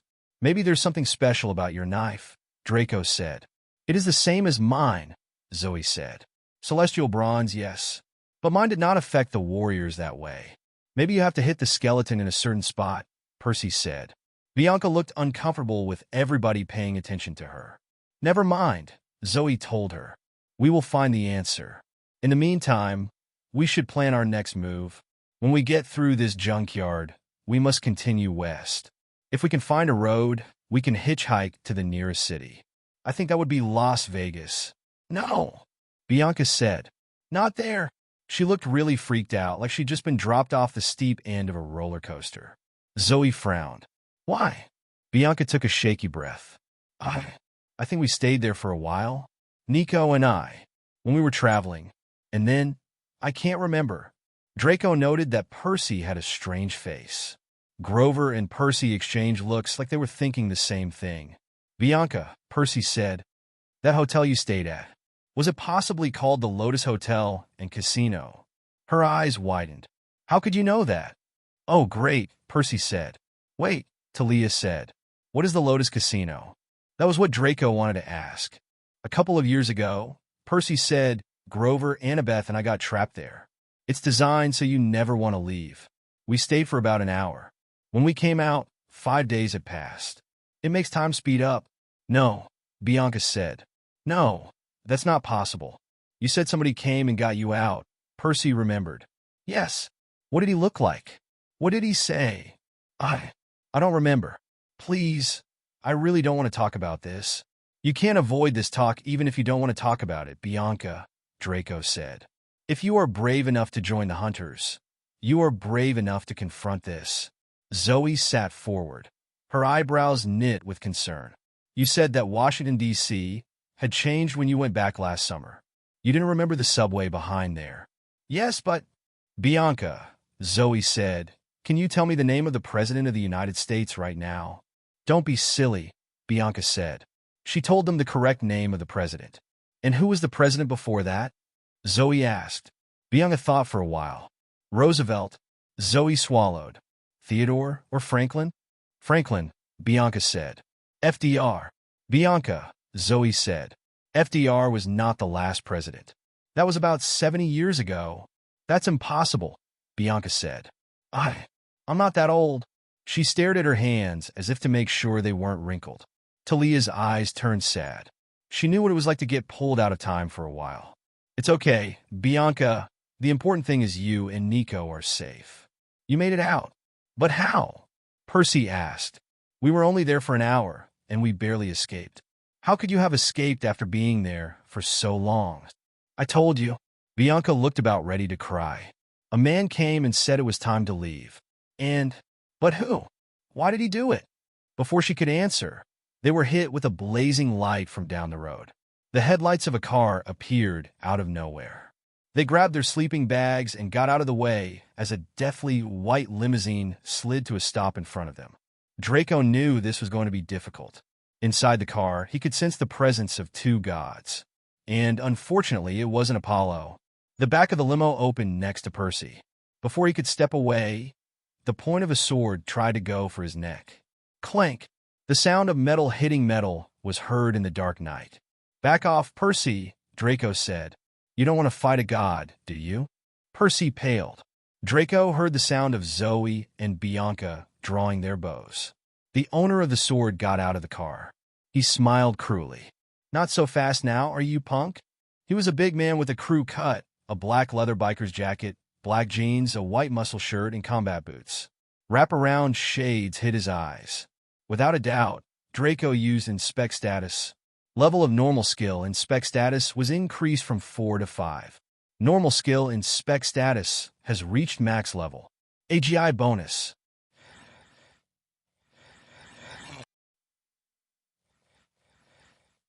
Aries. Race. Divine Spirit. Strength. 9,500. Defense. 6,500. Magic. 2,750. Agility. 4,500. Abilities. Prowess in battle. Battle precognition. Tracking skills. Powerful roar. Warfare expertise. War manipulation. Telekinesis. Plus weapon conjuration. Plus weapon transformation. Plus weapon curses. Plus disarmament. Plus weapon omniscience. Autokinesis. Plus battle jitters. Pyrokinesis limited. Necromancy limited. Reality warping. Transmutation. Control of animals. Aries, Percy growled. The war god glanced at all of them. At ease, people. He snapped his fingers, and their weapons fell to the ground. Levitian included, much to Draco's shock. Instantly, Draco recalled his sword. Aries looked surprised. He then looked at the sword again, and he seemed to froze. That sword there, where did you get it? the god asked. I get from somewhere, Draco said. Give it to me, and I won't kill you. Are you sure? Draco asked. I'm pretty confident on my abilities and the power of this sword. You know it, right? The properties of this sword. Anti-life and anti-divine. Ares would be heavily wounded if Draco managed to strike him with the sword. There is a great percent that he would be dead if Draco used the special attack of this sword. Ares doubted, but he finally let a sigh. This is a friendly meeting. He then turned at Percy. Of course, I'd like to take your head for a trophy, but someone wants to see you. And I never behead my enemies in front of a lady. What lady? Talia asked. Ares looked over at her. Well, I heard you were back. Talia, daughter of Zeus. Ares mused. You're not hanging out with very good company. What's your business, Ares? She said. Who's in the car? Ares smiled, enjoying the attention. Oh, I doubt you want to meet the rest of you. Particularly not them. He jutted his chin towards Zoe and Bianca. All right, you're one of them now. Why don't you all go get some tacos while you wait? Only take Percy a few minutes. We will not leave him alone with thee, Lord Ares, Zoe said. Besides, Grover managed. The taco place is closed. Ares snapped his fingers again. The lights inside the taqueria suddenly blazed to life. The boards flew off the door, and the closed sign flipped to open. You were saying? Goat boy? Ares, I want the other boy too. A feminine voice came out of the limo. I want to see the one who made little Artemis break her own oath. You heard the lady, Ares said, looking at Draco. Are you going to reject a lady's proposition? Draco looked at the rest of the team, and he finally nodded. Okay, I don't want Percy to be killed yet, Draco said. The rest of the group reluctantly headed over to the taco restaurant. Ares regarded the two of them with loathing, then opened the limousine door like a chauffeur. Get inside, punks, he said, and mind your manners. She's not as forgiving of rudeness as I am. So she was Aphrodite. What was with that magic stat? And her abilities? Without a doubt, Ares was nothing compared to this woman. With his recently leveled up skill, Draco could more or less resist her enchants. But was not the same for Percy, who was still dazed. Ah, there you are, the goddess said. I am Aphrodite. Percy slipped into the seat across from her and said something like, Oh my god. He was under the influence of the goddess charm, so he couldn't do anything. He was just a 13 to 14-year-old demigod. He couldn't resist the daughter of Uranus, one of the most powerful goddesses on the Greek pantheon. She smiled. Aren't you sweet? Hold this, please. She handed Percy a polished mirror the size of a dinner plate and had him hold it for her. She leaned forward and dabbed at her lipstick, though Draco couldn't see anything wrong with it. May I ask why are we here? Draco asked. He found the situation kind of hilarious. Oh, you don't know why? Aphrodite asked. She looked surprised when she noticed that Draco wasn't as charmed as Percy, although he couldn't put his eyes off the goddess. Draco denied with his head. I don't know. The goddess turned towards Percy. And you, Percy, do you know why you're here? She asked. Percy had to pinch his own arm hard to answer. I don't know, he managed to say. Oh dear, Aphrodite said, still in denial. Outside of the car, Draco could hear Ares chuckling. He had a feeling he could hear every word they said. Percy seemed to notice this too, as he turned angry. Maybe the idea of him being out there made him angry, and that helped clear his mind. I don't know what you're talking about, Percy said. Well then, why are you on this quest? Artemis has been captured, Percy said. Aphrodite rolled her eyes. Oh, Artemis, please. Tell about a hopeless case, or maybe not that hopeless. I mean, if they were going to kidnap a goddess, she should be breathtakingly beautiful, don't you think? I pity the poor dears who have to imprison Artemis. Boring. But she was chasing a monster, Percy protested. A really, really bad monster. We have to find it. Aphrodite made him hold the mirror a little higher. She seemed to have found a microscopic problem at the corner of her eyes and dabbed at her mascara. Always some monster.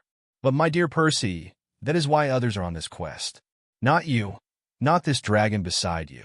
I'm more interested in both of you. Percy threw an incredulous look at Draco. He couldn't believe that Draco wasn't in the quest to save Artemis. Draco wasn't going to deny Aphrodite's words, since Artemis wasn't his objective. Percy looked at Aphrodite and finally answered. Annabeth is in trouble. Aphrodite beamed. Exactly. I have to help her, Percy said. I've been having these dreams. Ah, you even dream about her.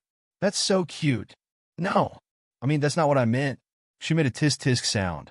Percy, I'm on your side. I'm the reason you're here. After all, Percy stared at her. What? So it was you?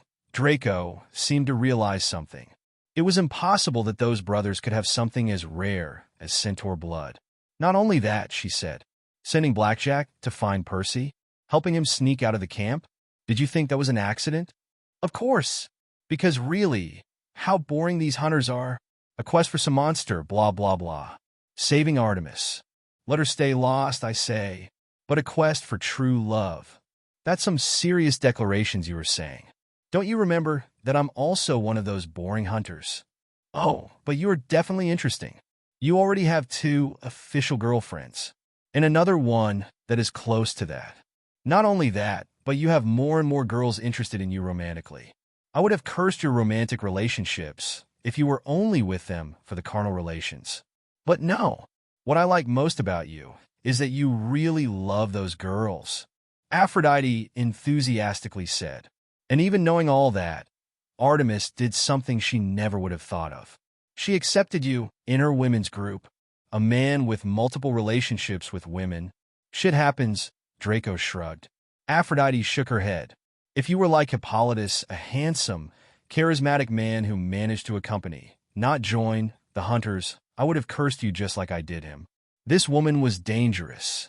A handsome man should love and be loved, not play monster hunting with those boring hunters. Aphrodite said, but what a surprise, what a surprise. Who knows, you might be able to fix Artemis and her hunters. What do you mean? Draco asked. Aphrodite didn't answer your question. But to my disappointment, your goal is not related to love like our friend Percy's. You want to hunt as Hippolytus did. You want to play hunts with those women who don't know love. Draco raised an eyebrow, surprised by the goddess' words. Ha ha, it seems that even the gods do not know everything. Draco could not help but laugh in the goddess' face. Hunting, yes, that is my goal. But I don't care about the company. I don't care about the goal. I'm not even afraid to raise my bow and sword to you, a goddess. In fact, I'd love to kill someone of your caliber with my bare hands. Aphrodite was alarmed to hear Draco's sincere words. Gods, gods, do you really think you're the most powerful? That no one can stand up to you? Draco continued. You are nothing in the face of the true, most powerful race, the dragons. Mind your words, child. Ares' voice was heard from the outside. He didn't seem particularly pleased. Am I lying? Draco asked. What would you gods do in front of Azidahaka? In front of Grendel? Would you dare force us to waste our time with you if my stepmother, Tiamat, were here? I remember that ancient story when all but Zeus fled from Olympus when Typhon showed up. Draco didn't hide his smile. Wouldn't you do the same if Tiamat, Krumkruch, Drake, Albion were there? Any of them is enough to shatter your mythology. Let's not even talk about Ophis and Great Red. I'm tired of wasting my time on this nonsense, Draco said. Our days are numbered, and your pantheon is in danger. I'm out of here. And just like that, Draco got out of the car. Wait, Aphrodite said, if you can change Artemis and her hunters, if you can get them to accept love, I will give you a blessing similar to the one she gave you. What for? To be more handsome? Draco asked. No, thank you. Ares will give you his too. Aphrodite ignored the god's own opinion. These are 2 blessings you will not regret receiving. I'm sorry, but as you well know, goddess of love, there are certain things you must not force. With that, Draco left the car with his head held high. He didn't even give Ares a look, who was looking at him in anger and rage. After a few minutes, Percy was thrown out of the car by Ares. What had she said to you? Draco asked. Percy blushed, something that is none of your business. Oh, you talked about love then? Draco said. Something about Annabeth, and so. Percy blushed deepened. But not only that, he said. She told me to be careful on her husband's territory. Wait, this is Hephaestus' territory? It seems so. When Draco looked back at the limousine, It was gone. The road, the taco restaurant, the whole town of Helaclaw was gone. All of them were now standing in the middle of the junkyard, mountains of scrap metal stretched out in every direction. Meanwhile, inside the car, Aphrodite moaned as she fingered herself as Ares watched, kneeling in front of her.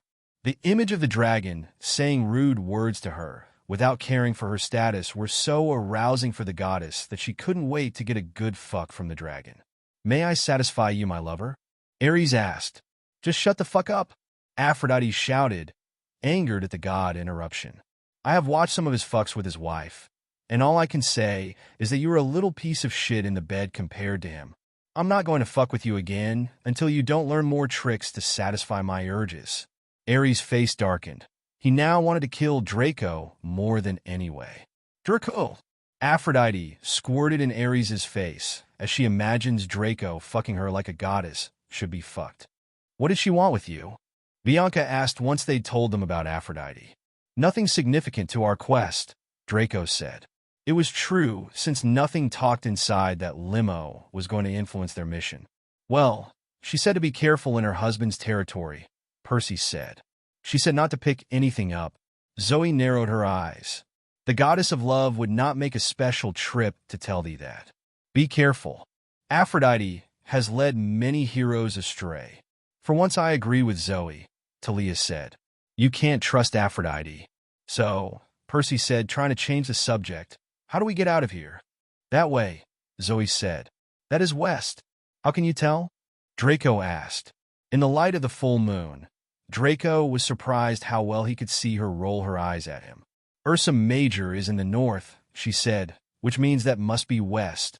She pointed west, then at the northern constellation, which was hard to make out because there were so many other stars. "Oh yeah," Draco said. "The bear thing?" Zoe looked offended. "Show some respect. It was a fine bear, a worthy opponent." "You act like it was real," Percy said. "Guys," Grover broke in. "Look." They'd reached the crest of a junk mountain. Piles of metal objects glinted in the moonlight. Broken heads of bronze horses, metal legs from human statues, smashed chariots, tons of shields and swords and other weapons, along with more modern stuff, like cars that gleamed gold and silver, refrigerators, washing machines, and computer monitors. "Whoa," Bianca said. "That stuff, some of it looks like real gold?" "It is," Talia said grimly. Like Percy said, don't touch anything. This is the junkyards of the gods. Junk. Grover picked up a beautiful crown made of gold, silver, and jewels. It was broken on one side as if it had been split by an axe. "You call this junk?" He bit off a point and began to chew. "It's delicious." Talia swatted the crown out of his hands. "I'm serious." "Look," Bianca said. She raced down the hill, tripping over bronze coils and golden plates. She picked up a bow that glowed silver in the moonlight. "A hunter's bow?" She yelped in surprise as the bow began to shrink and became a hair clip shaped like a crescent moon. "It's just like Percy's sword." Zoe's face was grim. "Leave it, Bianca." "But it is here for a reason. Anything thrown away in this junkyard must stay in this yard. It is defective. Or cursed." Bianca reluctantly set the hair clip down. "I don't like this place," Talia said. She gripped the shaft of her spear. "You think we're going to get attacked by killer refrigerators?" Percy asked. Talia gave him a hard look. "Zoe is right, Percy. Things get thrown away here for a reason. Now, come on, let's get across the yard." "That's the second time you've agreed with Zoe," Draco muttered, but Talia ignored him. Draco stayed silent afterwards. He had a feeling that things are going to get harder from now on. They started picking their way through the hills and valleys of junk. The staff seemed to go on forever, and if it hadn't been for Ursa Major, they could have gotten lost. All the hills pretty much looked the same. On the way, some couldn't ignore some of the cool stuff placed there. Still, they didn't dare to pick it up. Finally, they saw the edge of the junkyard about half a mile ahead of them, the lights of a highway stretching through the desert. But between them and the road, "What is that?" Bianca gasped. Ahead of them was a hill much bigger and longer than the others. It was like a metal mesa, the length of a football field and as tall as goalposts. At one end of the mesa was a row of 10 thick metal columns. wedged tightly together. Bianca frowned. "They look like toes," Grover said. Bianca nodded. "Really, really large toes." Zoe and Talia exchanged nervous looks. Draco's scents were ringing. "Let's go around," Draco said. "Far around." "But the road is right over there," Percy protested. "Quicker to climb over." "It's dangerous, really dangerous," Draco said. "Do you want to die in this desert?" Ping. Talia hefted her spear, and Zoe drew her bow. But Draco acted faster and summoned his sword. He directed it towards Grover's throat. He had thrown a piece of scrap metal at the toes and hit one, making a deep echo, as if the column were hollow. "Why did you do that?" Draco asked fiercely. Grover cringed. "I don't know. I don't like fake feet." "Come on," Talia said. Around. After several minutes of walking, they finally stepped onto the highway, an abandoned but well-lit stretch of black asphalt. "We made it out," Zoe said. "Thank the gods." But apparently the gods didn't want to be thanked. At that moment, Draco heard a sound like 1,000 trash compactors crushing metal. He whirled around. Behind them, the scrap mountain was boiling. Rising up, the 10 toes tilted over, and Draco realized why they looked like toes. They were toes. The thing that rose up from the metal was a bronze giant in full Greek battle armor. He was impossibly tall, a skyscraper with legs and arms. He gleamed wickedly in the moonlight. He looked down at them, and his face was deformed. The left side was partially melted off. His joints creaked with rust, and across his armored chest, written in thick dust by some giant finger, were the words, "Wash me." "Hey, Sage, use status inspection," Draco mentally said. "You can't use status inspection on something that has no life." Fuck. Draco's sense started ringing with more power than before. Right now, they were in serious danger. Draco thought on using Levitian Noble Phantasm for the first time, but it would be ineffective cause that piece of metal didn't have life. "Talos!" Zoe gasped. Who's Talos?" Percy stuttered. "One of Hephaestus' creations," Talia said. "But that can't be the original. It's too small. A prototype, maybe. A defective model." The metal giant didn't like the word defective. He moved one hand to his sword belt and drew his weapon. The sound of it coming out of its sheath was horrible, metal screeching against metal. The blade was 100 feet long, easy. It looked rusty and dull, but Draco didn't figure that mattered. Getting hit with that thing would be like getting hit with a battleship. "Someone took something," Zoe said. "Who took something?" She stared accusingly at Percy. He shook his head. "I'm a lot of things, but I'm not a thief." Bianca didn't say anything. She looked so guilty. Draco didn't need much time to realize who was the culprit. Still, there was no time to talk. Talos took one step towards them, closing half the distance and making the ground shake. Not even Tiamat was as big as this defective Talos. "Run! Now!" Draco commanded. They listened to him, but it was hopeless. At a leisurely stroll, this thing could outdistance them easily. They split up, the way they'd done with the Nemean lion. Talia drew her shield and held it up as she ran down the highway. The giant swung his sword and took out a row of power lines, which exploded in sparks and scattered across Talia's path. Zoe's arrows whistled toward the creature's face, but shattered harmlessly against the metal. Grover brayed like a baby goat and went climbing up a mountain of metal. Draco and Bianca ended up next to each other, hiding behind a broken chariot. "You took something?" Draco said. "No," she said, but her voice was quivering. "Give it back," Draco said. "It's too late. What did you take?" Before she could answer, Draco heard a massive creaking noise, and a shadow blotted out the sky. "Move!" Draco tore down the hill, Bianca right behind him, as the giant's foot smashed a crater in the ground where they'd been hiding. "Hey, Talos!" Percy yelled, but the monster raised his sword, looking at Bianca and Draco. Grover played a quick melody on his pipes. Over at the highway, the down power lines began to dance. Draco understood what Grover was going to do a split second before it happened.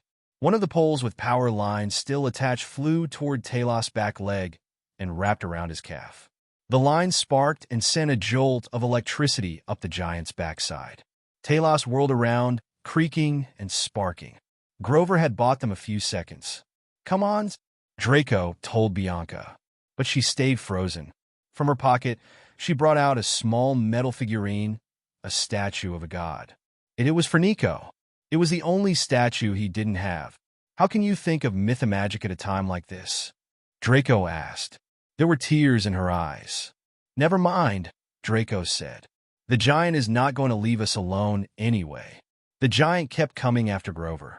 It stabbed its sword into a junk hill, missing Grover by a few feet, but scrap metal made an avalanche over him, and then Draco couldn't see them anymore. "Now, group the rest of us and run. I will buy time for you." "But, no buts, I'm not going to die here. Remember?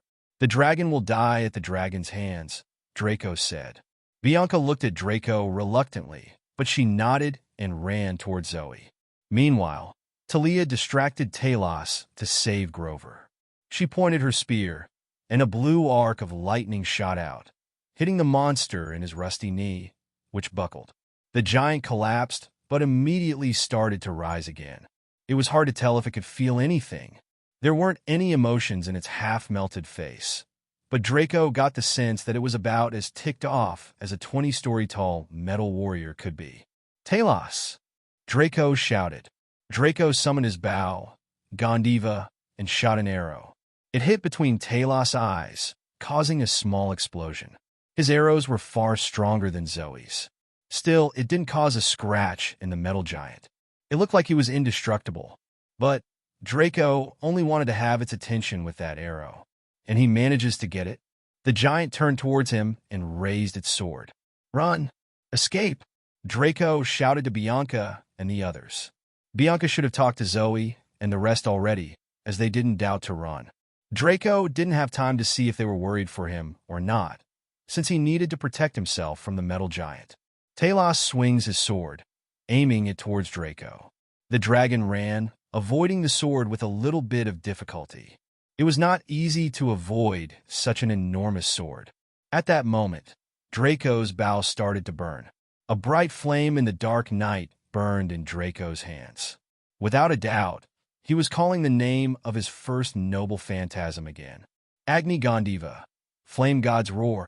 Draco shot the missile toward Talos. Precisely, this one exploded in the center of Talos' head. The impact sent the metal giant backwards, and it was so clumsy that it fell backwards. However, it rose immediately. Draco felt cold sweat running down his back as he realized the effect of Gondiva.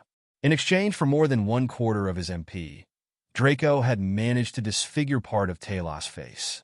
At this rate, it was impossible to kill this mechanical monster. Talos had risen once more, and that's when Draco saw it. On Talos' left foot, there was a trapdoor leading into it. If Draco wasn't wrong, he could kill the monster from the inside. Agni Gondiva, Flame God's Roar. Draco fired the noble phantasm once more, buying more time for his companions to flee. Knowing that his attacks did not do much damage to the giant, at least not lethally, Draco aimed directly at the knees. The blow was effective, and Talos fell again. This time on his knees, and he had more trouble getting up. MP 27520/153750. In the distance, Draco saw how the group had emerged from the junkyard. Now it was time to run. Draco didn't have much MP left. He saved Gondiva, and he summoned Golden Drive instead. However, it wasn't that easy to escape from the place. Talos was in the middle of Draco and the rest of the group. By the time Draco got on the bike, Talos was back on his feet. Now, Draco had to overcome the giant obstacle to get out of this situation alive. But one question remained. Would Talos follow the group if they left the junkyard? Draco did not know, so he hesitated to take his next action. Finally, Draco started the bike and ran in the direction of Talos. If the giant lifted his right leg, Draco would dodge at full speed. If he lifted his left leg, Draco was going to try and destroy him from the inside. The best was the second option, which is why Draco forced the giant to raise his left. Talos stepped in, and Draco took the opportunity to sneak inside. Golden Drive, good night. Night Wolf, Deadly 9. Golden Dash. Less than a second. Less than a second. That's how long it took Draco to destroy Talos from the inside. Draco entered the interior of Talos at extraordinary speed. Using the special golden drive, Noble Phantasm, he outpaced any human or non-human eye could pick up. Lightning came out of the bike, lightning that was not weak at all. They short-circuited the interior of Talos, slowly killing it. Its interior was very weak, just the opposite of its exterior, and it could not withstand the electrical attacks that carried the power of the thunder god Raijin. On the outside, Zoe and the others were extremely surprised. Zoe already knew that bike. It was the one Draco had used before, but the others did not. That's why they were surprised when Draco summoned it. But a few seconds later, they were shocked when the dark night went bright for a second. Draco, in using the Noble Phantasm, had caused the night to turn into day for a few seconds. Zoe looked horrified when she saw Draco going inside Talos. He is inside? Suddenly, the giant's right hand fell off, landing in the scrap metal with a horrible clang. His left arm came loose too. He was falling apart at the joints. Talos began to run. "Wait!" Zoe yelled. They ran after him, but there was no way they could keep up. Pieces of the robot kept falling off, getting in their way. The giant crumbled from the top down, his head, his chest, and finally his legs collapsed. When they reached the wreckage, they searched frantically, yelling Draco's name. They crawled around in the vast hollow pieces and the legs and the head.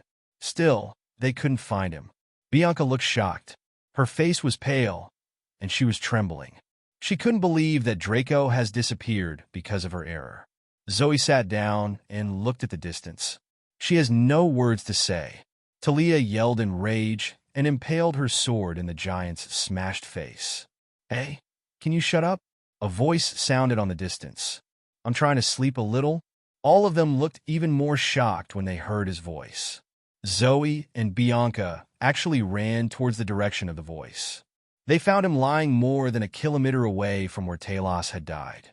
Bianca held him tightly while he cried loudly. "I'm sorry. I'm sorry." Draco opened his eyes and gave Bianca a little smile. "It's okay. We all have little mistakes. Although it sucks that this robot doesn't count as a living thing, I haven't received any experience points. At least I've received something better," Draco mumbled. "What?" Nothing. In destroying Talos, Draco had received an unexpected notification. "You have successfully changed a person's fate. 1 fate point obtained." Draco didn't know whose fate point it was, but his instincts told him it came from this girl. If Draco hadn't intervened, she would have been the one who sacrificed herself to take down Talos. Bianca took a while to calm down, and Zoe seemed very relieved. The rest of the group soon followed. They were all happy to see that this was all just a scare. "How did you get here?" Zoe asked.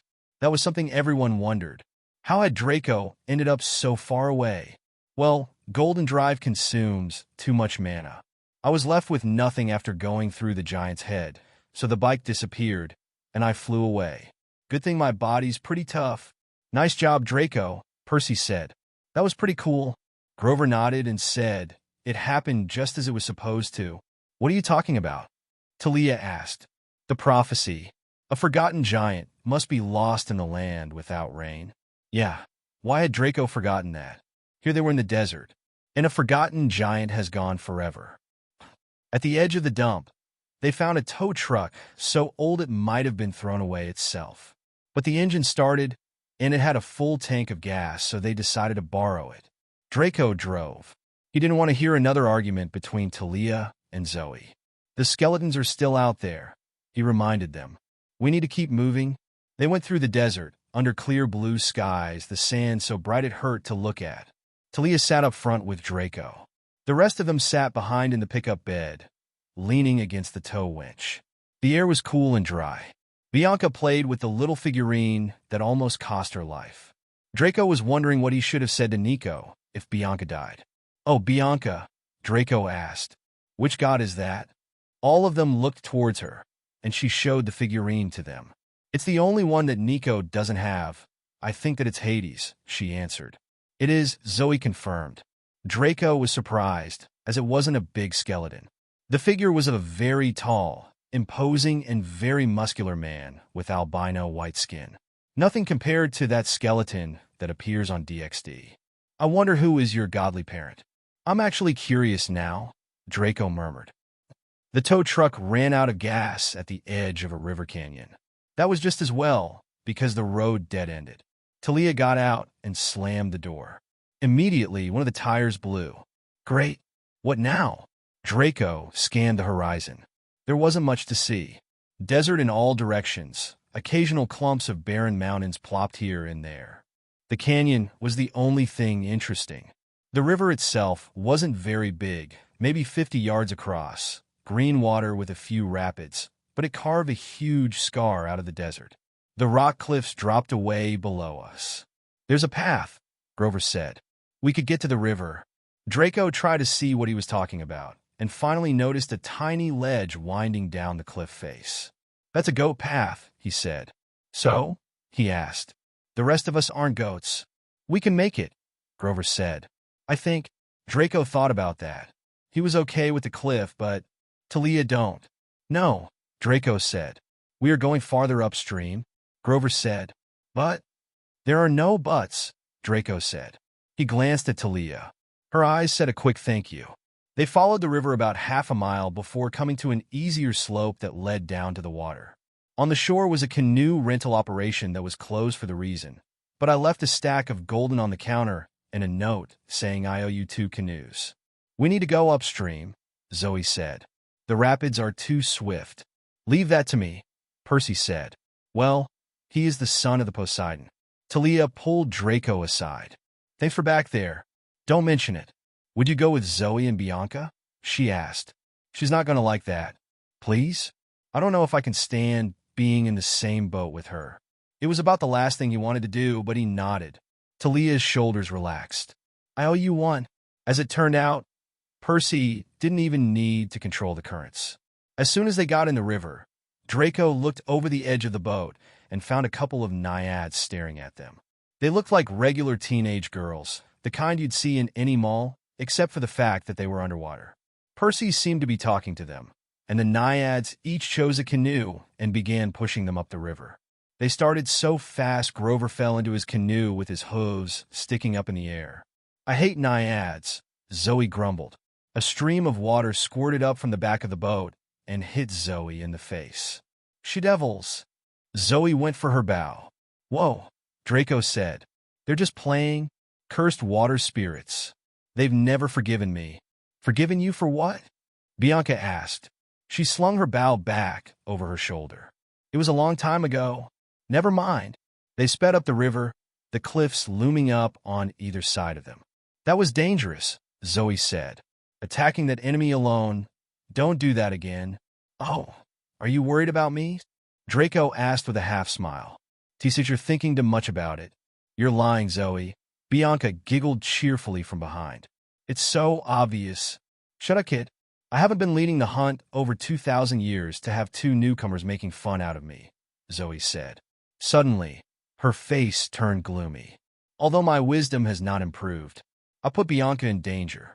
Now Artemis herself is in danger. Look, you can't blame yourself for that. If I had insisted on going with her, you think you could have fought something powerful enough to kidnap Artemis? There's nothing you could have done. Zoe didn't answer. The cliffs along the river were getting taller.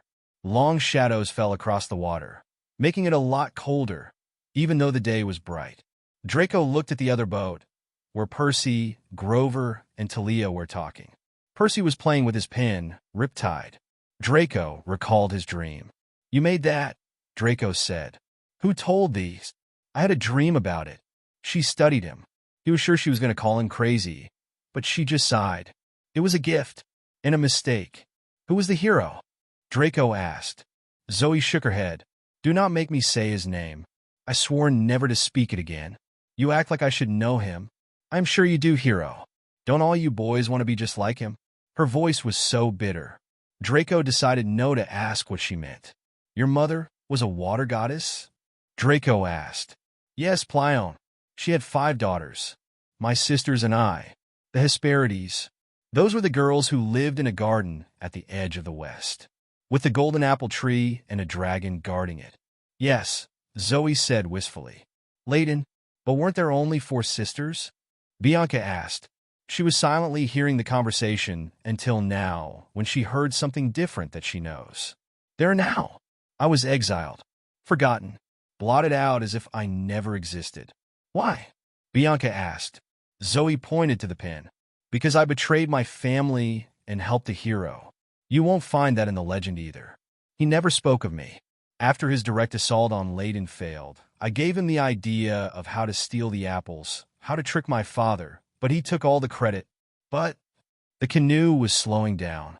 Draco looked ahead, and he saw why. This was as far as they could take them. The river was blocked. A dam the size of a football stadium stood in their path. Hoover Dam, Talia said. It's huge. They stood at the river's edge, looking up at a curve of concrete that loomed between the cliffs. People were walking along the top of the dam. They were so tiny they looked like fleas. 700 feet tall, Percy said. Built in the 1930s. 5 million cubic acres of water, Talia said. Grover sighed. Largest construction project in the United States. Zoe stared at them. How do you know all that? Annabeth, Percy said. She liked architecture. She was nuts about monuments, Talia said. Spouted facts all the time. Grover sniffled. So annoying. I wish you were here, Percy said. The others in the canoe nodded. The ones in the other, Draco and company, didn't understand their feeling, since they didn't know about Annabeth.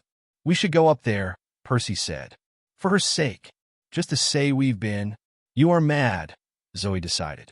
But that's where the road is. She pointed to a huge parking garage next to the top of the dam. And so, sightseeing it is.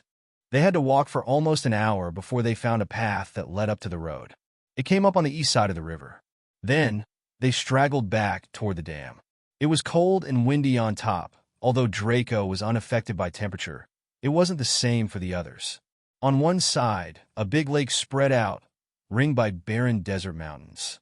On the other side, the dam dropped away like the world's most dangerous skateboard ramp, down to the river 700 feet below, and water that churned from the dam's vents. Talia walked in the middle of the road, far away from the edges. Grover kept sniffing the wind and looking nervous. He didn't say anything, but Draco knew he smelled monsters. How close are they? Draco presence detection could go to a couple hundred of meters at maximum, and even then a lot of people could go unnoticed if Draco doesn't concentrate on them. Grover, on the other hand, could smell the monsters. It wasn't the same, but it was enough for them right now. With the effort of both, Grover and Draco, they could more or less be prepared with enough time. At Draco's question, Grover shook his head. Maybe not close.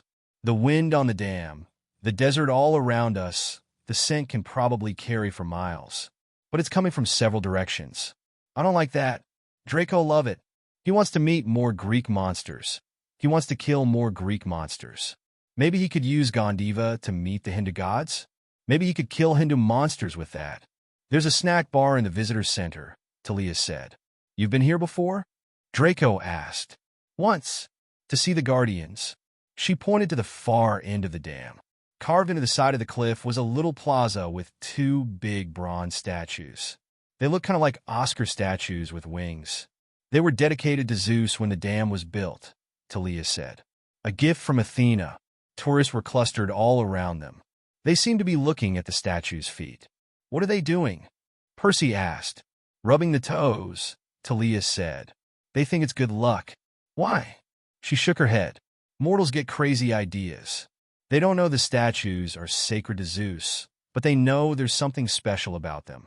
When you were here last, did they talk to you or anything? Talia's expression darkened. Draco could tell that she'd come here before hoping exactly that, some kind of sign from her dad. Some connection. No, they don't do anything. They're just big metal statues. Draco sighed and rubbed Talia's head. Earning a glare from the young huntress, she avoided it shortly after. Let us find the damn snack bar, Zoe said. We should eat while we can. Draco cracked a smile. The damn snack bar? Zoe blinked. Yes. What is funny? Nothing, Draco said, trying to keep a straight face. I could use some damn French fries. Even Talia smiled at that. And I need to use the damn restroom. Maybe it was the fact they were so tired, but Percy started cracking up, and Talia and Grover joined in, while Zoe just looked at them. I do not understand. I want to use the damn water fountain, Grover said. Even Bianca was laughing. And Bianca tried to catch her breath. I want to buy a damn t-shirt. Then it happened. Moo. Wait, did I just hear a cow? Draco asked. A damn cow. Talia laughed. No, Grover said. I also hear that. Zoe listened. I hear nothing. Me either, Bianca said. Talia was looking at Percy. Percy, are you okay? Yeah, he said. You guys go ahead. I'll be right in. What's wrong? Grover asked. Nothing, he said. I just need a minute to think. They doubted, but they finally left him alone for a few minutes. Something is wrong with him, Draco said. Yeah, Talia said. He doesn't know how to hide it. You don't know how to do it either. Shut up. Draco is telling the truth. Talia, Bianca joked. Brat. At that moment, Grover's face darkened. Monsters are nearby, he said. Draco focused his presence detection, searching for these monsters. It didn't take him too much to find Percy, who seems to be talking to a strange cow serpent. Wait, the fuck was that animal? Ignoring the strange but weak monster, Draco searched nearby. He suspected the monsters that were here, and if it was them, they were going to search for Percy. It didn't take him too much to find the skeleton soldiers. And Draco wasn't the only one to notice them, as Percy also saw them. He started to run, avoiding the skeletons as much as possible. We have to run, Draco said. They are here. Who? Zoe asked.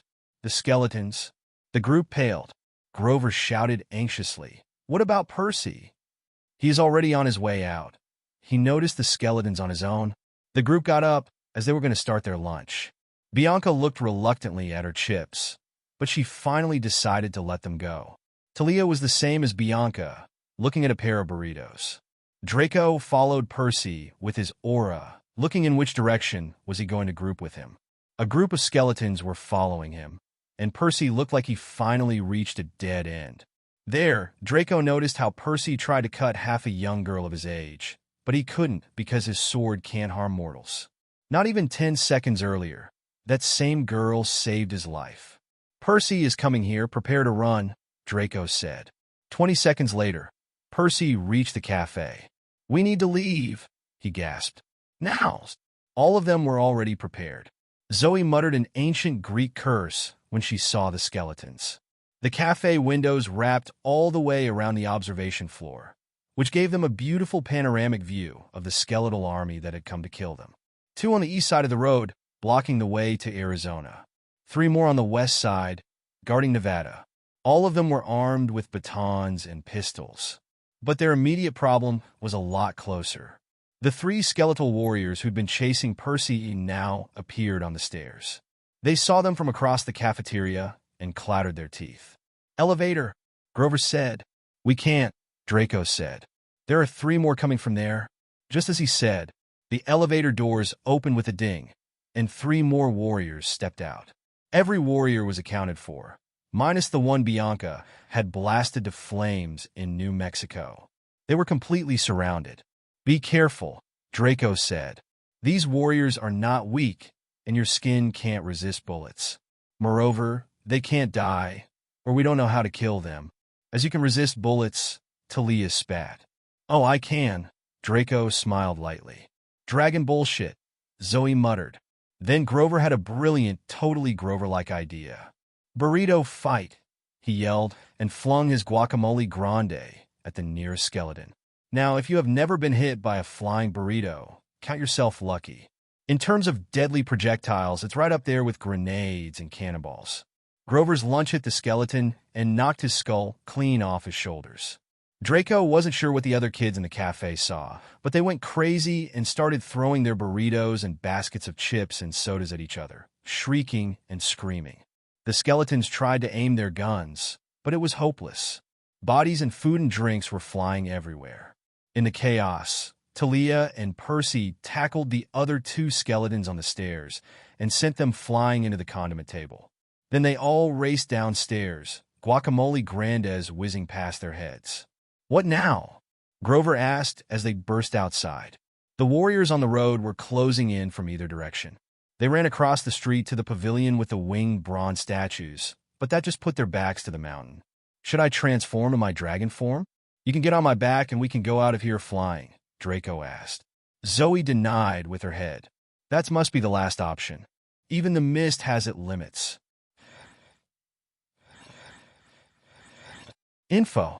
I thought of creating this section, so when I have to take something from the wiki, a concept that you readers have to know to understand the story, I can put it down here and not in the middle of the story. Tell me if you want to see more of this section. I can explain various things in every 2 to 3 chapters so you guys can understand more. Mist.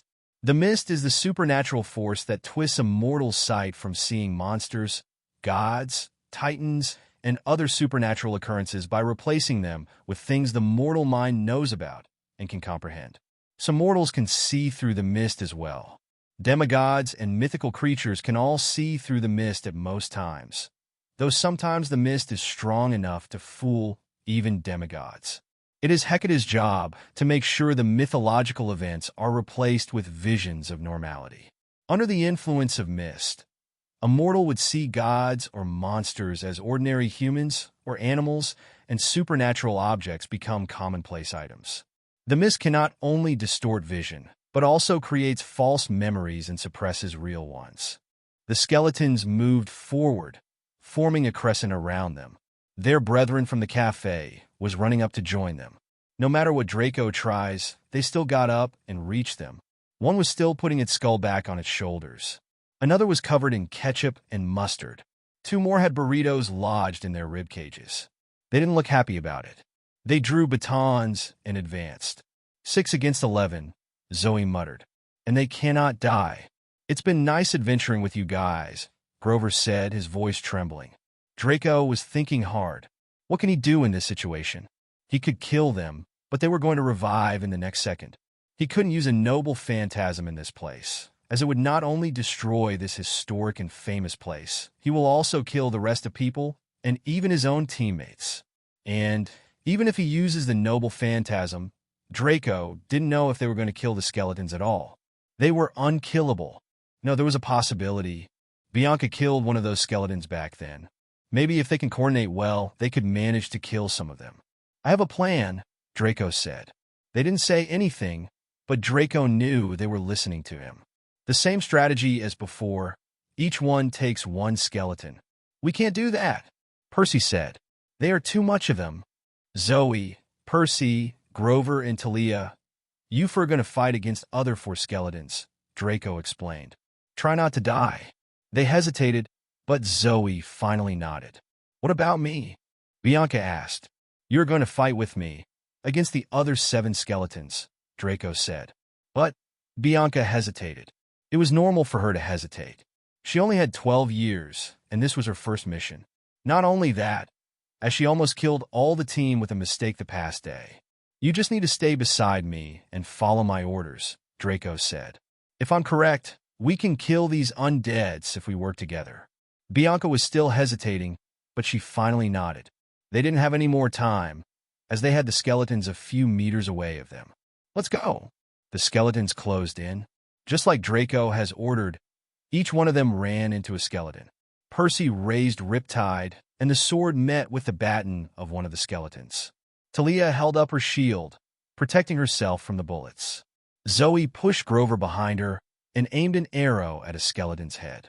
Behind Zoe, Grover continued with his burrito strategy, throwing them to another skeleton. Right now, each one of them was with 1 skeleton. Draco ran into another one who tried to sneak behind Percy and kicked him a few meters away. The kick was so strong that the skeleton bones spread out on the ground. Now, Bianca, Draco said, attack those bones with your knives. Bianca ran towards those bones with her celestial bronze hunting knives. Draco tried to protect her and the rest of the group from the other 6 skeletons using his bow. The skeleton had already rearmed itself when Bianca reached it, and they started a close combat fight. Bianca wasn't as skilled with the knives as Zoe, not even near, but she was far stronger than the monster. Even if she struggled while fighting, sooner or later she managed to hit the skeleton. Just like last time, the skeleton erupted into flames. Draco's theory was more or less proved at this moment. For some reason, Bianca could kill these skeletons. To Draco's frustration, he didn't get any EXP from that kill. It was such a pity that Bianca was the only one that could do it. How? And why? How could Bianca kill those skeletons? She has the same knives as Zoe, and she was a demigod as Talia or Percy. Talia was also a mix of hunter and demigod. There was nothing special on Bianca. So, why could she kill them? What was the difference between Bianca and the others? Draco had a theory, and it was related to this difference. The only difference between Bianca and the others was their parents. Draco knew that at least his mother was a dragon, although he didn't know anything about his father.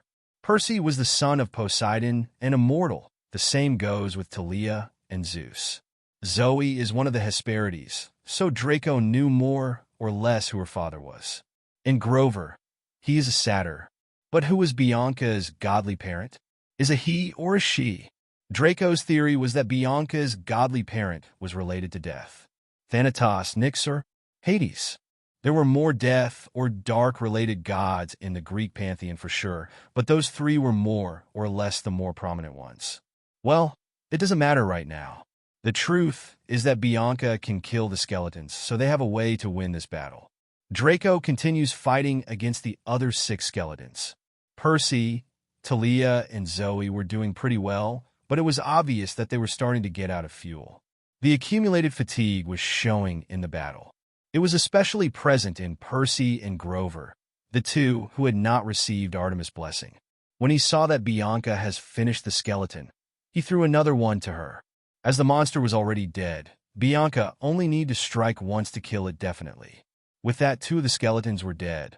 The skeletons were, well, skeletons, but they didn't seem to be stupid. Just like last time, they started to be wearier of Draco and Bianca. Huh? You guys know what being scared means. Draco muttered, amused by this sight. But even if you don't want to proactively attack, I can go for you. Draco ran straight to one of the skeletons, not even caring to look at the other 5. With a slash of Levitian, he severed the head of the skeleton. Draco grabbed that head and threw it toward a ready Bianca. Without fear in her eyes, Bianca stabbed the skull of the skeleton. Now, 3 of the skeletons were dead. This team Draco-Bianca was destroying the skeletons, monsters that induce fear to Zoe, like they were little and harmful monsters. It happened at that moment. Suddenly, Draco noticed that 2 unanimated objects gained life. Man, it feels good to stand up. A tinny and rusty voice was heard by Draco. He looked over just to see the 2 big bronze statues in the air in front of Talia and Percy. They were obviously protecting them. The other skeletons opened fire, but it was useless. The bronze angels stepped in front of everyone and folded their wings like shields. Bullets pinged off of them like rain off a corrugated roof. Both angels slashed outward, and the skeletons went flying across the road. "Get us out of here!" Talia yelled. Both angels looked down at her. "Zeus Kid?" "Yes." "Could I get a please, Miss Zeus Kid?" an angel asked. "Please." Then angels looked at each other and shrugged. Could use a stretch, one decided. One of the angels grabbed Talia and Percy, the other grabbed Zoe and Grover, and they flew straight up, over the dam and the river. "Wait, did they just leave us here?" Bianca asked. The skeletons started to surround both of them. Now that the rest of the team has left, all of the skeletons went to attack the pair dragon demigod. "Well, I think that we must follow them," Draco said. "We're going to lose them if we don't hurry." "But how are we going to do that?" "Flying, of course." As Bianca looked on wide-eyed, a pair of dragon wings flew off Draco's back. "Hold me tight," Draco said. "What are you?" Draco carried her like a princess before flying off in the direction the statues had gone. The statues had been flying for about 30 seconds, but were considerably slower than Draco. It did not take him long to find them and reach them. When they finally reached the rest of the group, they heard Zoe speaking. "We are in the Sierras," Zoe yelled. She and Grover were hanging from the arms of one of the statues. "I have hunted here before. At this speed, we should be in San Francisco in a few hours." Hey, Frisco," the other angel said. "Yo, Chuck. We could visit those guys at the Mechanics Monument again. They know how to party. Oh man, Zoe's angel said. I am so there. You guys have visited San Francisco? Percy asked. We automatons gotta have some fun once in a while, right? Percy's statue said. Those mechanics took us over to the Young Museum and introduced us to these marble lady statues, see? And Hank, the other statue called Chuck Cut In. They're kids, man. All right, back to flying.